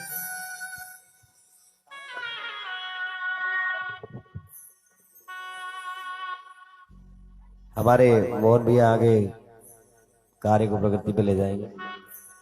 बोलो मां नर्मदा मैया की। मां रेवा के श्री चरणों में कोटिशः नमन। साथ ही इस दिव्य क्षेत्र में पधारे सभी देव स्वरूप संत जनों का वंदन, अभिनंदन, श्री चरणों में नमन। और जम्मू द्वीप, भरतखंड, आर्यावर्त और भारतवर्ष के कोने कोने से पधारे मां रेवा के अनन्य भक्त, अनन्य उपासक, ऐसे पथ परिक्रमा वासियों के श्री चरणों में सादर नमन। साथ ही उपस्थित मां रेवा के परम भक्त आप सभी का मेघनाथ तीर्थ स्थल पर आत्मीयता के साथ हम स्वागत, वंदन, अभिनंदन करते हैं। गुरु जी के श्रीमुख से अभी अभी एक दिव्य घोषणा हुई। गुरु जी का सपना है और हम सभी का भी सपना है, हमारे क्षेत्र में कहीं न कहीं यह हमारे पुराणों में ऐसा वर्णन आता है कि हरि रूठे गुरु ठोर है, गुरु रूठे नहीं ठोर। गुरु की कृपा हम सभी के ऊपर बनी रहना चाहिए। और इस क्षेत्र में जितने भी परिक्रमावासी देश भर से पधारे, आपकी जानकारी के लिए हम बताना चाहेंगे कि मेघनाथ तीर्थ से ठीक पश्चिम क्षेत्र में अवधूत धाम धर्मराय है। वहां पर ब्रह्मलीन महंत श्री ईश्वरदास जी महाराज का आश्रम आपको मिला होगा। इससे ठीक आप आगे जाएंगे तो कोटेश्वर तीर्थ है, जो वर्तमान में जलमग्न हो चुका है। वहां पर ब्रह्मलीन महंत श्री 1008 श्री कमलदास जी महाराज का कनकधाम आश्रम आपको प्राप्त होगा। इसी के साथ आगे जब हम मनावर क्षेत्र में जाते हैं तो ब्रह्मलीन महंत श्री गदानंद महाराज अंबिकापुर धाम का आश्रम आपको प्राप्त होगा। और आज जहां पर हम अपनी गरिमामय उपस्थिति लेकर आए हैं, ये क्षेत्र ब्रह्मलीन महंत श्री 1008 श्री बाल मुकुंदास जी महाराज की तपस्थली रही है। ऐसे 4 सिद्ध संतों का जो कि ब्रह्मलीन हो चुके हैं, लेकिन कहीं ना कहीं हम सभी उनके अनन्य भक्त हैं। और हम सभी भक्तजनों की आत्मीय इच्छा है, जो मां रेवा की कृपा से आज गुरु जी के श्रीमुख से घोषणा हुई है। ऐसा मेघनाथ घाट आश्रम का भी एक कल्पना है, परिकल्पना है कि इस प्रांगण से ठीक थोड़ा सा दूर एक भव्य गुरु मंदिर का निर्माण हो, जहां पर ऐसे ही 4 सिद्ध संतों का मंदिर बने और बीच में मां रेवा का मंदिर बने। और ऐसा भव्य दिव्य मंदिर मां नर्मदा के तट पर इन 4 सिद्ध संतों का भव्य मंदिर एक ही स्थान पर हमको दुर्लभ ही देखने को मिलेगा। इसलिए इस भव्य मंदिर के लिए गुरुजी के श्रीमुख से 11,000 की समर्पण राशि की घोषणा हुई। हम सभी गुरुजी के श्री चरणों में तालियों की गड़गड़ाहट के साथ धन्यवाद ज्ञापित करें कि आपने अपने श्रीमुख से हमें नर्मदा महापुराण का रसपान कराया और साथ में आशीर्वाद भी दिया। इसी कड़ी में इस दिव्य गुरु मंदिर के लिए इस नर्मदा महापुराण के मुख्य यजमान परम आदरणीय श्री भूरालाल जी काक साहब, आपके मन में भी समर्पण भाव जागृत हुआ और आपने भी पूजनीय पिताजी जिनका कि स्वर्गवास हो गया है, उनकी पुण्य स्मृति में 51,151 राशि, ये समर्पण राशि स्वर्गीय श्री हीराजी एवं स्वर्गीय श्री वनुभाई काक सिलकुआ की ओर से उनके सुपुत्र श्री भूरालाल जी काक और श्रीमती किरण जी काक, साथ ही आपके सुपुत्र श्री प्रमोद भाई और श्री पवन भाई, आपको भी हम आमंत्रित करते हैं कि आपकी यह समर्पण राशि 51,151 रुपए आश्रम समिति को भेंट कर स्वयं को कृतार्थ करते हुए हमें अनुग्रहित करें। साथ ही आश्रम समिति से मैं हम आह्वान करते हैं कि परम आदरणीय श्री रामाजी सोलंकी साहब, सीताराम जी सेंचा साहब, शोभाराम भाई, आप यदि यहां हैं तो आप भी आ जाएं और यह भेंट राशि स्वीकार कर अनुग्रहित करें। बड़ा ही धार्मिक भावना के साथ आप आए, पूरी कथा का लाभ लिया और कथा के अंतिम दिवस आपने 51,000 की यह समर्पण राशि भेंट कर यह सिद्ध कर दिया और अपने भावों को जागृत कर दिया। और कहते हैं ऐसे समर्पित भावों के लिए कि विमल भाव है आपके, विमल आपका काज, कृतकारित अनुमोदना करता सकल समाज। निश्चय ही ऐसे ही समर्पित भक्तों से ही धार्मिक कार्य प्रगतिमय होते हैं। और ऐसे कहते हैं कि वंदन और अभिनंदन करे धरा और आकाश, दान वीरता आपकी मेघनाद में हो विख्यात। ऐसे पुण्य भाव के साथ आश्रम समिति आपका आत्मीयता के साथ धन्यवाद ज्ञापित करती है। बहुत बहुत धन्यवाद आदरणीय भूरालाल जी साहब, सब परिवार, आपने यह समर्पण राशि भेंट करी। इसी कड़ी में मुझे अत्यंत खुशी है कि ऐसा गौरवमय पल हम सभी को बड़े दुर्लभ दर्शन होते हैं। आज जो श्रद्धा भक्त बनकर मां नर्मदा के दर्शनार्थ पधारे थे अपने अनमोल समय को लेकर, चूंकि कार्य क्षेत्र लंबा है और कार्य भी बहुत है, लेकिन मां नर्मदा के प्रति ऐसी अगाध आस्था थी। ऐसे ही एक भक्तजन का आगमन होता है और जब ये दान राशि और समर्पण राशि की बेला चलती है तो मां नर्मदा ने उनके ऊपर भी कृपा दृष्टि बनाई और उनके श्रीमुख से एक घोषणा करवाई। मैं गौरवान्वित हूं ऐसे व्यक्तित्व को आमंत्रित करते हुए जो पिछली 2 बार जिला पंचायत धार के सदस्य बनते रहे। इस बार भी आपने डही क्षेत्र में जिला पंचायत सदस्य चुनकर आए, हमें कृतार्थ किया। ऐसे परम आदरणीय सम्माननीय आदरणीय श्री दरियाव जी जमरा साहब, आप मंच पर आए, व्यासपीठ का पूजन अर्चन कर आशीर्वाद प्राप्त करें। आदरणीय दरियाव भाई जमरा ने अपनी ओर से 21,121 रुपये की समर्पण राशि महंत बाल मुकुंदास जी आश्रम मेघनाथ को अर्पण करी है। मेघनाथ समिति, आश्रम समिति आपका आत्मीयता के साथ धन्यवाद ज्ञापित करते हुए, अभिनंदन करते हुए गौरवान्वित है। व्यासपीठ का पूजन अर्चन कर आप आशीर्वाद प्राप्त करें। मां रेवा आपका भंडार, आपकी कीर्ति, आपकी यश कीर्ति सदैव सदैव फैलाती रहे। इसी कड़ी में चूंकि अभिनंदन की बेला चल रही है और हमारे बीच देश भर के कोने कोने से देव स्वरूप बनकर आप सभी भक्तजन आए हैं, निश्चय ही इतना धैर्य रखा कुछ पलों का और सही। इस अभिनंदन की बेला में मैं सहर्ष आमंत्रित कर रहा हूं हमारे बीच उपस्थित जनपद पंचायत सदस्य आदरणीय श्री लोकेश जी भाई साहब, आप भी आए, व्यासपीठ का पूजन अर्चन कर आशीर्वाद प्राप्त करें। साथ ही बहुत बहुत धन्यवाद दरियाव भाई जमरा जी, आपका मां रेवा के किनारे वैसे तो कोई भी प्राणी भूखा नहीं रहता है, ऐसे सिद्ध क्षेत्र में आपने अपनी समर्पण राशि करी। आपका धन्यवाद करने के लिए हमारे पास शब्दों का अभाव है। कोटिशः नमन। मैं सहर्ष आमंत्रित कर रहा हूं परम आदरणीय श्री संजय जी पांडे साहब कुक्षी, आप भी आए और व्यासपीठ का पूजन अर्चन कर आशीर्वाद प्राप्त करें। इसी कड़ी में हम आमंत्रित कर रहे हैं परम आदरणीय श्री हीरालाल जी मंडलोई साहब, जनपद पंचायत निसरपुर के सदस्य। आप भी आए, व्यासपीठ का पूजन अर्चन कर आशीर्वाद प्राप्त करें। साथ ही मैं ऐसे एक विराट व्यक्तित्व को आमंत्रित कर रहा हूं, परम आदरणीय श्री मुकेश जी बघेल साहब। गुड्डू भैया, आप हमारे इस क्षेत्र के विधायक महोदय परम आदरणीय श्री सुरेंद्र सिंह जी बघेल साहब के भाई है। आपका भी हम आमंत्रित करते हैं, व्यासपीठ का पूजन अर्चन कर आशीर्वाद प्राप्त करें। साथ ही हम आमंत्रित कर रहे हैं आदरणीय श्री बंटी जी सोनी साहब कुक्षी, आप भी आए और व्यासपीठ का पूजन अर्चन कर आशीर्वाद प्राप्त करें।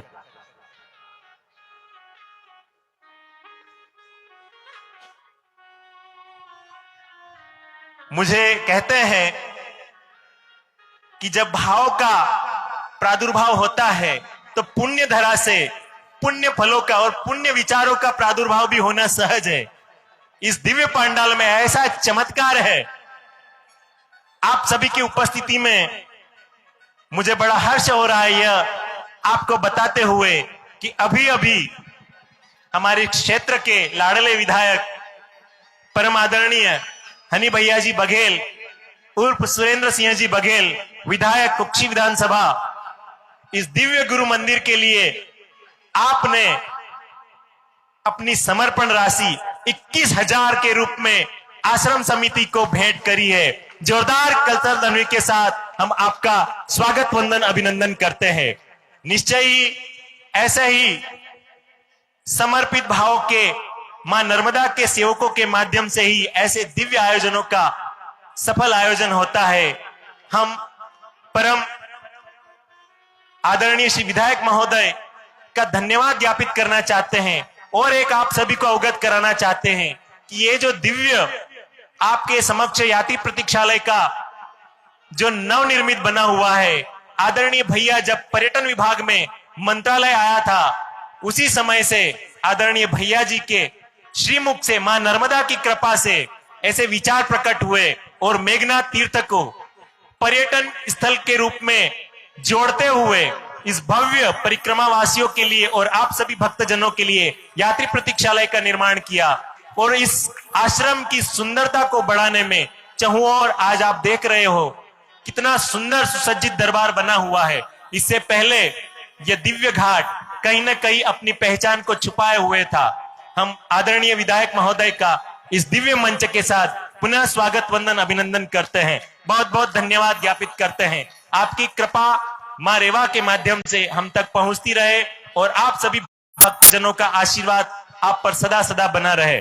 बहुत बहुत धन्यवाद। इसी कड़ी में हमारे इस क्षेत्र से कहते हैं कि सनातन संस्कृति को अक्षुण्ण बनाने में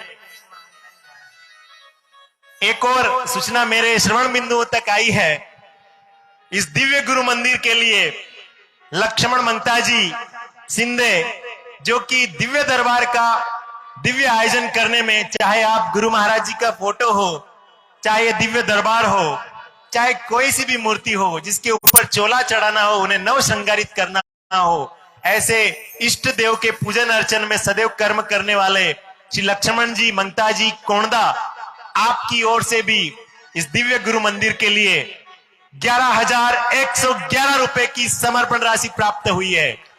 आश्रम समिति आपका आत्मीयता के साथ अभिनंदन कर रही है। बहुत बहुत धन्यवाद। सनातन संस्कृति के ध्वजवाहक कहते हैं कि संस्कृति को बचाने में हमारे पूर्वजों ने कई बलिदान दिए हैं और कई लोग धर्म से विमुख होकर कहीं न कहीं भटक चुके थे। ऐसे धर्म विमुख होने वाले लोगों को, श्रद्धालुओं का परावर्तन कराने वाले झाबुआ क्षेत्र के निवासी परम आदरणीय श्री राजू जी नीनामा साहब विश्व हिंदू परिषद झाबुआ के निवासी है और आप मालवा प्रांत के परावर्तन प्रमुख है। हम आपका भी आमंत्रित करते हैं कि आप भी आए, व्यासपीठ का पूजन अर्चन कर आशीर्वाद प्राप्त करें। क्योंकि कहते हैं कि जब पुण्य कर्मों का प्रादुर्भाव होता है और जब पुण्य फलों का प्रतिसाद मिलता है तो कहीं ना कहीं विचारों का प्रादुर्भाव होना सहज है। इसी कड़ी में मुझे अत्यंत खुशी हो रही है कि महंत ब्रह्मलीन महंत बाल मुकुंदास जी महाराज आश्रम के प्रांगण में बनने वाले गुरु मंदिर के लिए परम आदरणीय सम्माननीय जनपद पंचायत निसरपुर के उपाध्यक्ष महोदय श्री जगदीश जी भायल साहब कोणदा, आपकी ओर से भी 11,111 रुपए की नगद समर्पण राशि आश्रम समिति को प्राप्त हुई है। बहुत बहुत धन्यवाद। निश्चय ही आपके मन में, मस्तिष्क में, विचारों में मां सरस्वती का वास रहता है और आप अपनी मधुर आवाज के माध्यम से मां रेवा सहित भजनों की सुमधुर छटा बिखेरते रहते हैं। आपकी यश कीर्ति सदैव अलौकित रहे। बहुत बहुत धन्यवाद। एक बार पुनः मां रेवा का जयकारा। बोलो नर्मदा मैया की जय हो। अभिनंदन की इस बेला में आदरणीय राजू जी निमनावा साहब, हम आपका अभिनंदन करते हुए गौरवान्वित है। आप उस क्षेत्र से आते हैं जहां पर अनेकों, सैकड़ों, हजारों सनातन संस्कृति के प्रेमी कहीं न कहीं हिंदू धर्म से विमुख होकर अन्य धर्मों का अनावरण कर लिया था, लेकिन आपके सत प्रयासों से, मां रेवा की कृपा से आपने ऐसे दुर्लभ आदिवासी बाहुल्य क्षेत्र झाबुआ में हजारों लोगों का धर्म वापसी कराई है। आज इस दिव्य मंच के माध्यम से हम आपका अभिनंदन करते हुए गौरवान्वित हैं। निश्चय ही आप जैसे कर्मठ सज्जन शक्तियों के द्वारा ही यह सनातन संस्कृति का भगवा ध्वज अजय और आलोकित है। बहुत बहुत धन्यवाद आदरणीय भाई साहब। अभिनंदन की इस बेला में मैं सहर्ष आमंत्रित कर रहा हूं आदरणीय श्री नीरज जी दैया साहब बाग, आप आए और व्यासपीठ का पूजन अर्चन कर आशीर्वाद प्राप्त करें। आप एक समय के भोजन के लाभार्थी हैं और 11,000 रुपए की नगद राशि भेंट कर आपने यह अन्नदान का पुण्य फल प्राप्त किया है। हम आपका अभिनंदन करते हुए गौरवान्वित है। आदरणीय श्री नीरज जी दैया साहब बाग, हम सह स्नेह आमंत्रित कर रहे हैं आदरणीय श्री गोलू जी शर्मा साहब, श्री माया होटल राजगढ़, आपने भी एक समय भोजन का लाभार्थ प्राप्त किया है। मां रेवा की कृपा आप पर सदैव बनी रहे। आप आए, व्यासपीठ का पूजन अर्चन कर आशीर्वाद प्राप्त करें।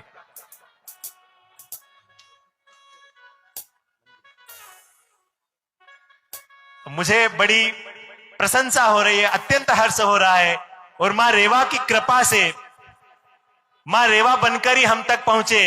आदरणीय दीदी का नाम मुझे नहीं पता, लेकिन आपकी ओर से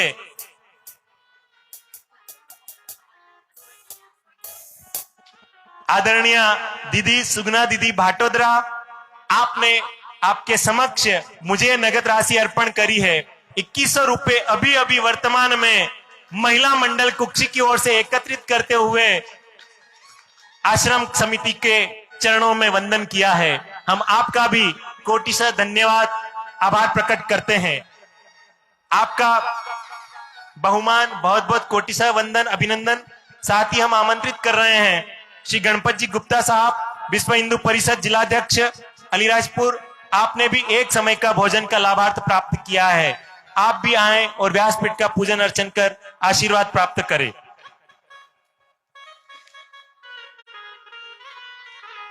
इसी कड़ी में आश्रम के लिए एक रसीद मेरे पास आई है।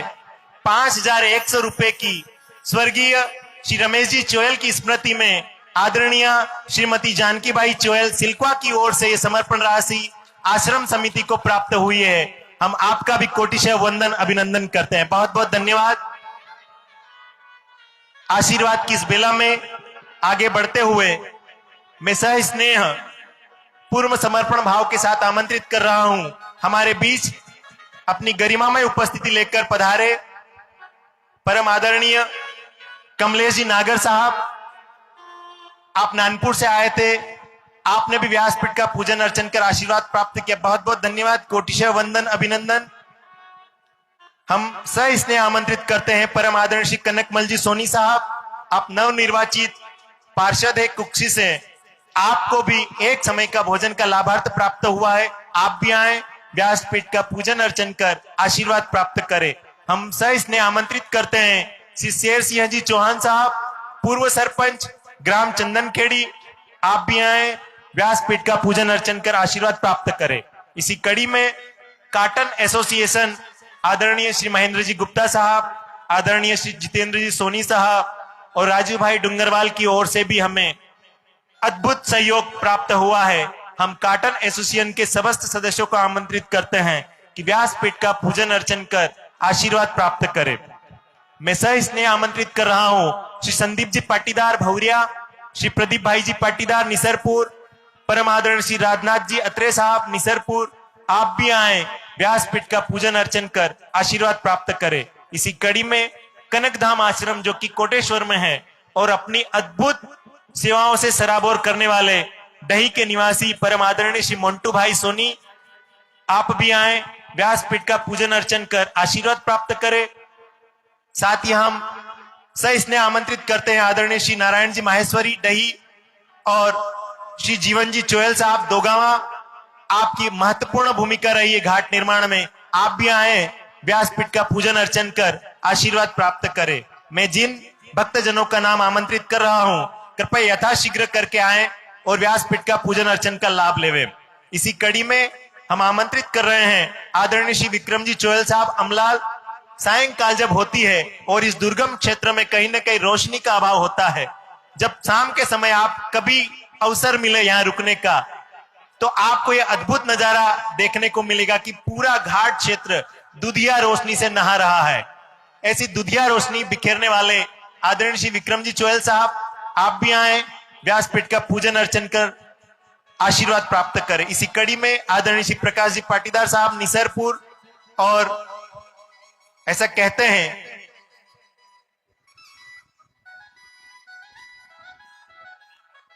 मां नर्मदा के अनन्य भक्त कहते हैं कि नर्मदा ने अनमोल रत्न गिनती के ही बनाए हैं और उन्हीं रत्नों में सबसे अनमोल रत्न आदरणीय श्री रतन दादा जी राय, आप परम नर्मदा भक्त हैं और अलीराजपुर क्षेत्र में अपना निवास करते हैं। आप भी आए और व्यासपीठ का पूजन अर्चन कर आशीर्वाद प्राप्त करें। अभिनंदन की बेला, आशीर्वाद की इसी बेला में मैं आमंत्रित कर रहा हूं परम आदरणीय श्री प्रकाश जी भायल साहब, जिजेसा इलेक्ट्रॉनिक कुक्षी, आपके सौजन्य से पत्रिका, पोस्टर और फ्लेक्स का लाभ प्राप्त हुआ आश्रम समिति को। आप भी आए, व्यासपीठ का पूजन अर्चन कर परम सौभाग्य प्राप्त करें। इसी कड़ी में आदरणीय श्री सुशील जी सोनी दही, आपकी ओर से भी एक समय का नाश्ता आश्रम को प्राप्त हुआ। आप भी आए, व्यासपीठ का पूजन अर्चन कर आशीर्वाद प्राप्त करें। हमारे क्षेत्र में मेघनाथ घाट के समीप ग्राम नवाजपुरा है और नवाजपुरा की धरती पर सदैव नवाचार होता रहता है।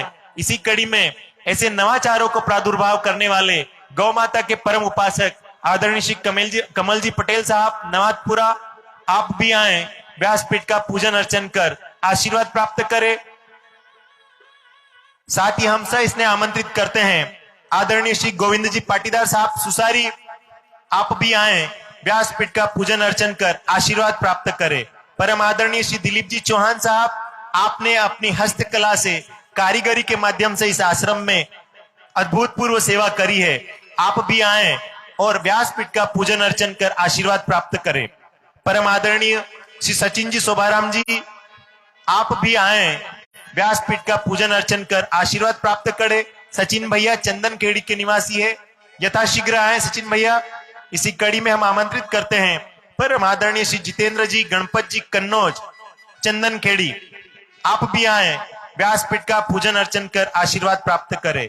हमारे बीच चंदन खेड़ी के ही एक ऐसे युवा जिनका सतत निरंतर सहयोग हमें प्राप्त होता रहता है, मैं बड़े आदर पूर्वक आमंत्रित कर रहा हूं सुनील जी अनारे साहब चंदन खेड़ी, आप भी आए, व्यासपीठ का पूजन अर्चन कर आशीर्वाद प्राप्त करें।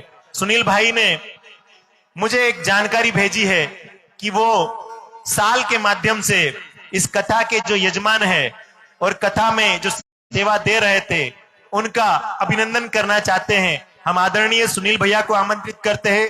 इनके घर से यदि भाभी जी भी है तो आप भी आ जाए और सब परिवार आशीर्वाद प्राप्त कर पूजन अर्चन करें।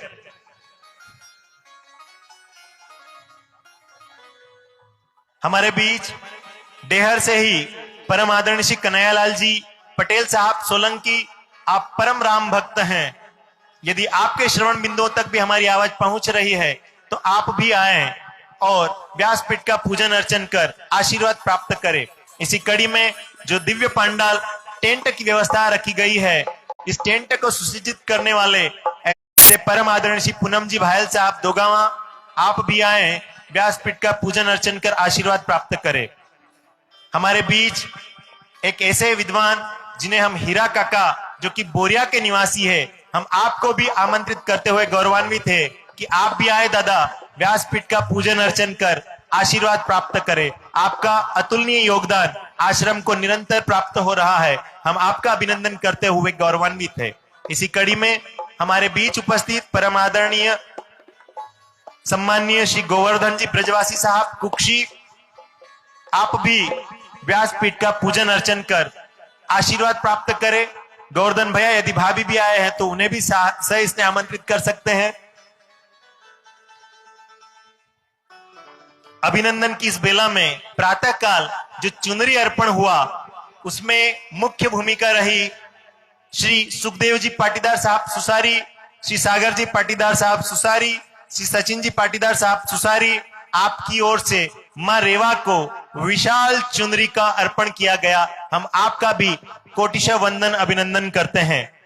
मैं अत्यंत हर्ष के साथ उल्लाहित हूं कि इस भव्य चुनरी अर्पण में नर्मदा महापुराण कथा के मुख्य यजमान आदरणीय श्री भुरालाल जी काक साहब ने भी मां रेवा को चुनरी अर्पित करी है। एक बार इन दोनों ही चुनरी दाताओं का जोरदार करताल ध्वनि के माध्यम से स्वागत वंदन अभिनंदन करें।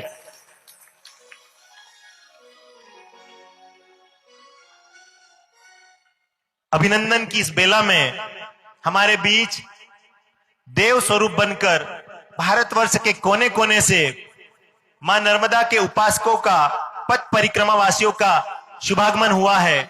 हम आश्रम समिति के सदस्यों से अनुरोध करते हैं कि ऐसे संत जनों का नर में नारायण निवास करते हैं, ऐसा शास्त्रों में वर्णित है। ऐसे सभी नारायणों का और जितने भी देवी शक्ति यहाँ पर पथ परिक्रमा में इस दिव्य घाट में आगमन हुआ है, आश्रम समिति के सदस्य उनके स्थान पर ही सभी परिक्रमा वासियों का स्वागत वंदन अभिनंदन करें।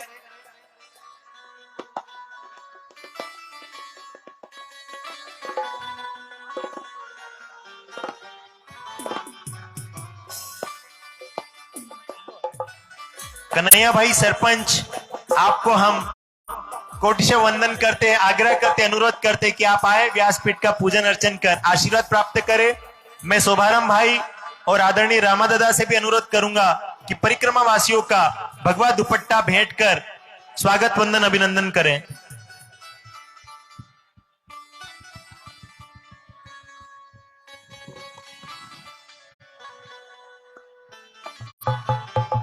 कुछ ही पलों में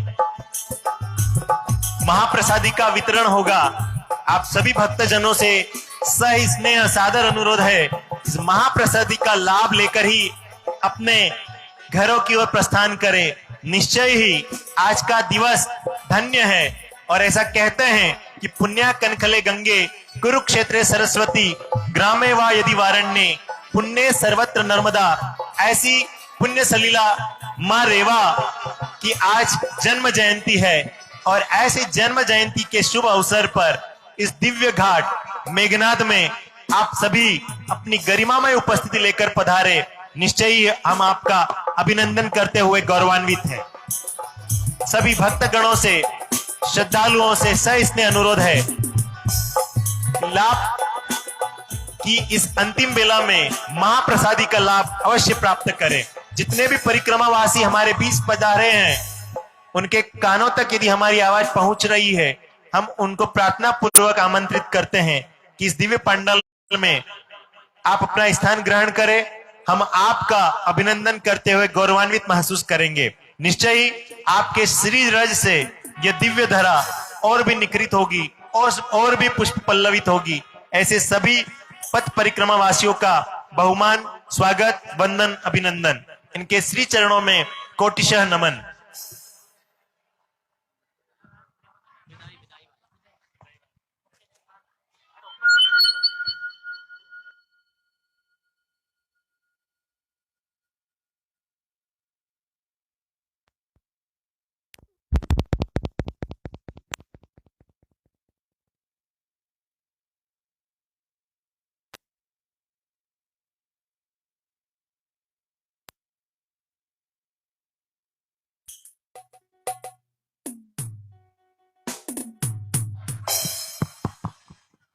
आदरणीय गोविंद दादा पाटीदार, शायद मैं आपको देख पा रहा हूं, आप भी आए व्यासपीठ का पूजन अर्चन कर आशीर्वाद प्राप्त करें। आदरणीय गोविंद भैया,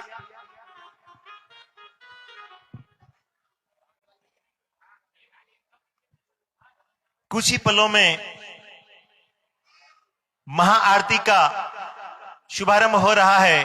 आप सभी भक्तजनों से हम इसने अनुरोध करते हैं कि इस आरती का लाभ अवश्य लेवे, क्योंकि आज नर्मदा जयंती है और ऐसी पुण्य सलीला और दिव्य दरबार जो कि मेघनाथ की तपस्थली रही है, आप सभी के जानकारी के लिए जो तपस्थली है उसके ठीक सम्मुख इस मेघनाथ घाट की महिमा का वर्णन एक फ्लेक्स पर किया गया है, उसका अवलोकन आप अवश्य करें।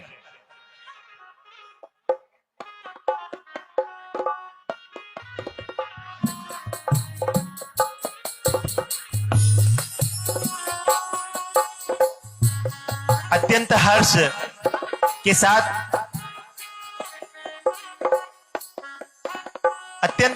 के साथ आप सभी के श्री चरणों में ये बताते हुए मुझे खुशी हो रही है कि यहाँ पर प्रतिमाह कन्या भोजन का आयोजन होता रहता है और ऐसे कन्या भोजन के लिए भी आदरणीय भूरालाल जी काग ने अपने परिवार की ओर से 5100 की नगद राशि आश्रम समिति को समर्पण करी है।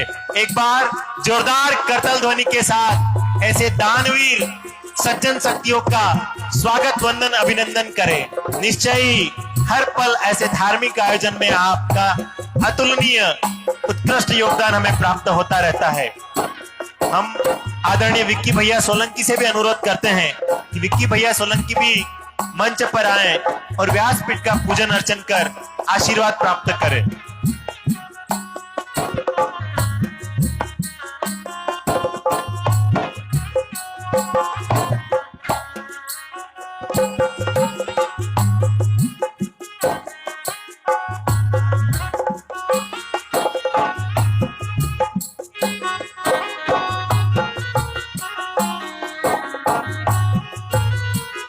हमारे बीच परम पूजनीय संत श्री लखनदास जी महाराज, जो कि आप आश्रम में सेवा देते हैं और आपके सानिध्य में यह आश्रम पुष्प पल्लवित हो रहा है। हम आश्रम समिति के सदस्यों से अनुरोध करते हैं आप आए और परम पूजनीय गुरुदेव का अभिनंदन करते हुए आशीर्वाद प्राप्त करें। एक और दिव्य घोषणा आई है।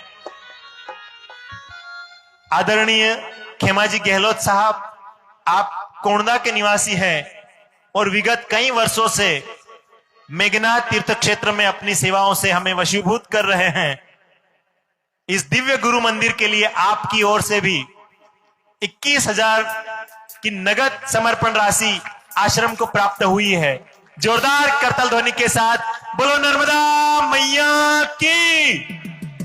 ऐसे सभी दानवीरों का एक बार पुनः ब्रह्मलीन महंत श्री 1008 महंत श्री बाल मुकुंदास जी महाराज आश्रम मेघनाथ घाट सभी दानवीरों का आत्मीयता के साथ स्वागत वंदन अभिनंदन करता है। हमारे बीच उपस्थित संत जनों से सस्नेह अनुरोध है कि आरती का शुभारंभ हो रहा है। सभी संत जन जो हमारे बीच उपस्थित हुए हैं, सभी संत जनों से अनुरोध है कि आप आरती में अवश्य शामिल हुए।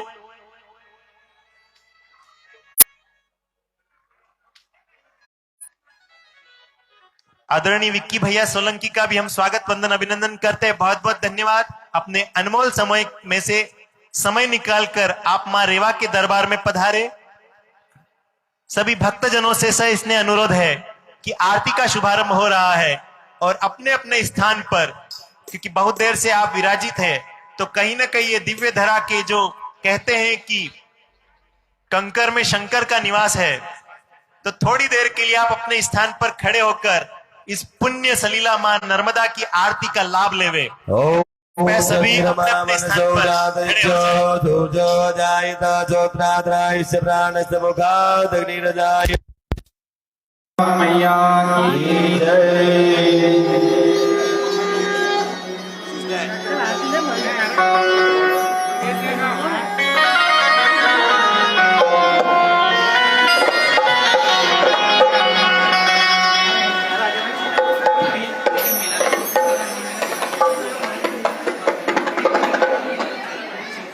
नर्मदा मैया की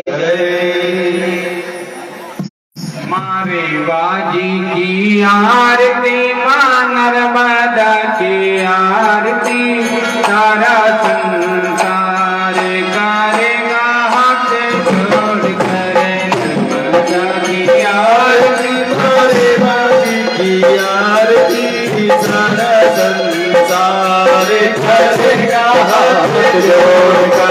सिर पर सोहना मुकुट विराजे, सिर पर सोना मुकुट विराजे, गल पुष्पों की माला साजे, गल मोती की माला साजे, और फूलन के हार करेगा हाथ जोड़ कर। फूलन के हार करेगा हाथ जोड़ कर। माजी की आरती, माँ नर्मदा की आरती, सारा संसार करेगा हाथ जोड़ कर। माँ जी की आरती, माँ नर्मदा की आरती, सारा संसार करेगा हाथ जोड़ के। का दीपक से निवासी, भाव का दीपक प्रेम निभाती, जगमग ज्योत जगने दिन राती, जगमग ज्योत जगने दिन राती। करो अब भव के पार करेगा हाथ जोड़ कर। करो अब से अब पार करेगा हाथ जोड़ कर। मैया जी की आरती, करे बाजी की आरती, सारा संसार करेगा हाथ जोड़ कर। मैया जी की आरती, मारे बाजी की आरती, सारा संसार करेगा हाथ जोड़ कर। प्रेम सहित जो आरती गावे, प्रेम सहित जो आरती गावे, हरे माँ को जो भी मनावे, हरे माँ को